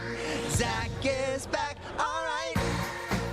He's live. He's nationwide. This is the Zach Gelb Show. Oh, my God, we're back again. All right, it's time to answer Ask the Pros question of the day. It's brought to you by O'Reilly Auto Parts. John in Vegas says, Zach, between your three teams, the Jets, the Pats, and the Raiders, so he's talking about Stu and Samter as well, who's more disappointing? You can submit a question by tweeting at INFSportsCenter or at Zach Gelb using the hashtag #AskThePros. Think O'Reilly Auto Parts for all your car care needs. Get guaranteed low prices and excellent customer service from the professional parts people at O'Reilly Auto Parts. I'm going to try something here today. I don't know if my voice can do it today. O'Reilly Auto Parts. Oh, that took everything out of my voice. My voice is not good today. I think it's the Pats. Like, the Jets' defense has been disappointing, but they were kind of disappointing last year. The Raiders, I thought like 7-8 win team. Could they still be that? Like, I guess. The Patriots, though, I thought they could be an 8 or a 9 win team. And here's what I realized with my football team. They just don't know how to win anymore. You know, week 1, they played a good first half, didn't show up in the second half. Week 2, they won the game, but that's because Devon Achane stepped out of bounds. And if you look at the total yards yesterday, they dominated the Pittsburgh Steelers. But when you turn the ball over 5 times, I don't care who you play, you're not going to beat them. You look at total yards, the Patriots had 369 yards yesterday to the Steelers' 203. Patriots should have won that game, and they didn't. So I would say the Patriots are the most disappointing team out of the 3. Now, I want to do this. I want to just go around the room here real quickly. I'm going to ask 2 questions. 1, state the case for you, Stu, the Raiders, for Samter, the Jets, and I'll state the case for the Patriots. Why, when we look at one of our 3 teams, 5 years from now, they'll end up being the best team. I want you to state the case for your own team. And then we'll come back around, and then we'll give the actual answer that you would want to give. And it could be the same on who you think will be the best team 5 years from now. Stu, make the case for your Raiders while they'll be the best team 5 years from now. Okay, so with the Raiders, the case would be that you have Brock Bowers and Ashton Genty. Those are 2 young, very good skill players that you can build around. Hopefully that can one day be top 5 in their position. I think Bowers already is there. I think Genty could get there. And I think you just have to build around them, and that starts with the offensive line. The offensive line needs a lot of work, and they will also need a quarterback. But I think those are 2 things that they can address in the next few years. And then you have Pete Carroll, who probably won't be there in 5 years, but I think he can set the foundation over the next 3 years to get the Raiders to that point. Samter, make the case for your Jets why 5 years from now they'll be the best team out of our 3 teams, our 3 dreadful teams. Because the Jets are going to be bad enough that they can draft a quarterback and get rid of Justin Fields. You've got Garrett Wilson. You've got Breece Hall. You've got Braylon Allen. You've got a good offensive line once Elijah Vera Tucker comes back with Joe Tippmann, a second-round pick. You got 2 first-round tackles in over the past 2 drafts. So they have the offensive line. They've got their running backs. They got receivers. They've got defensive line. Quinton Williams, one of the best defensive tackles in the NFL. Sauce Gardner's struggling, but he's still a top 5, 6 something corner in the NFL. Yeah. Good linebacking core with like really good young pass rushers like Jermaine Johnson and Will McDonald who can get to the quarterback. The Jets have talent everywhere. It's just a matter of having that quarterback. It's the Patriots. Wrong. And we're doing the exercise here. We'll get to the other part if it's right or wrong in just a second. But the reason why it's the Patriots is I'm a believer in Mike Vrabel as a coach. As Mike Vrabel never had a superior, talented team with Tennessee. They made it to an AFC championship game. And out of the 3 teams that we have right now, Stu's quarterback is Geno Smith. Samter's quarterback is Justin Fields.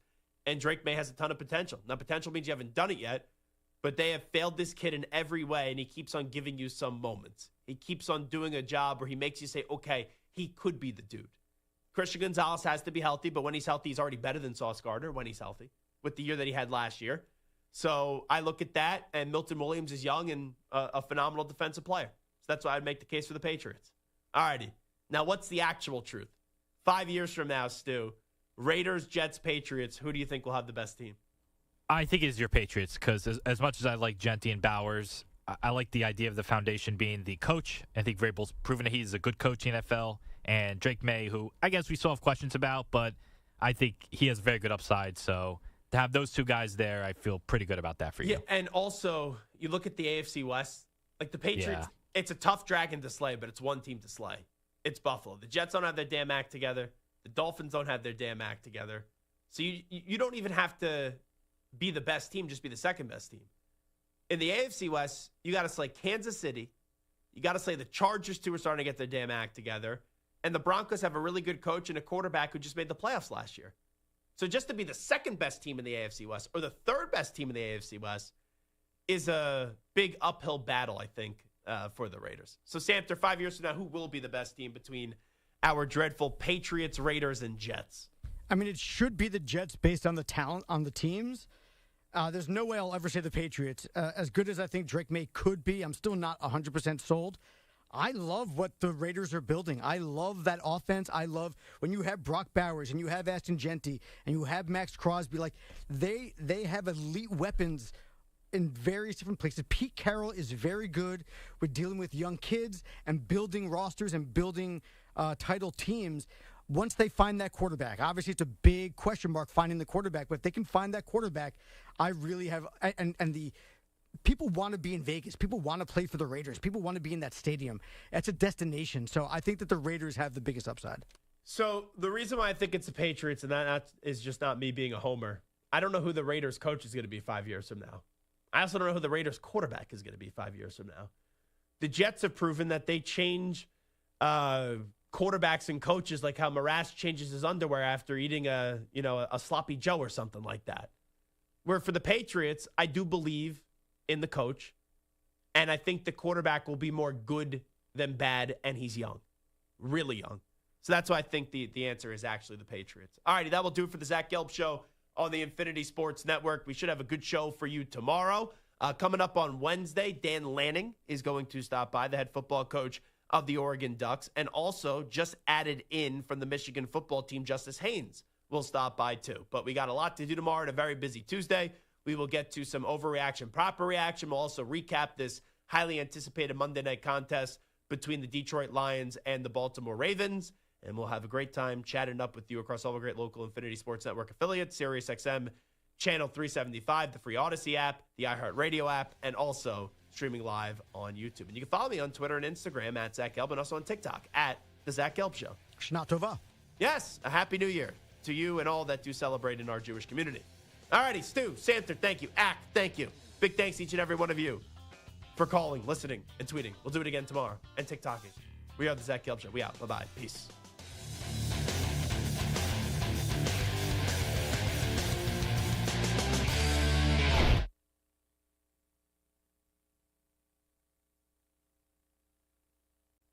You're in a 5-minute break.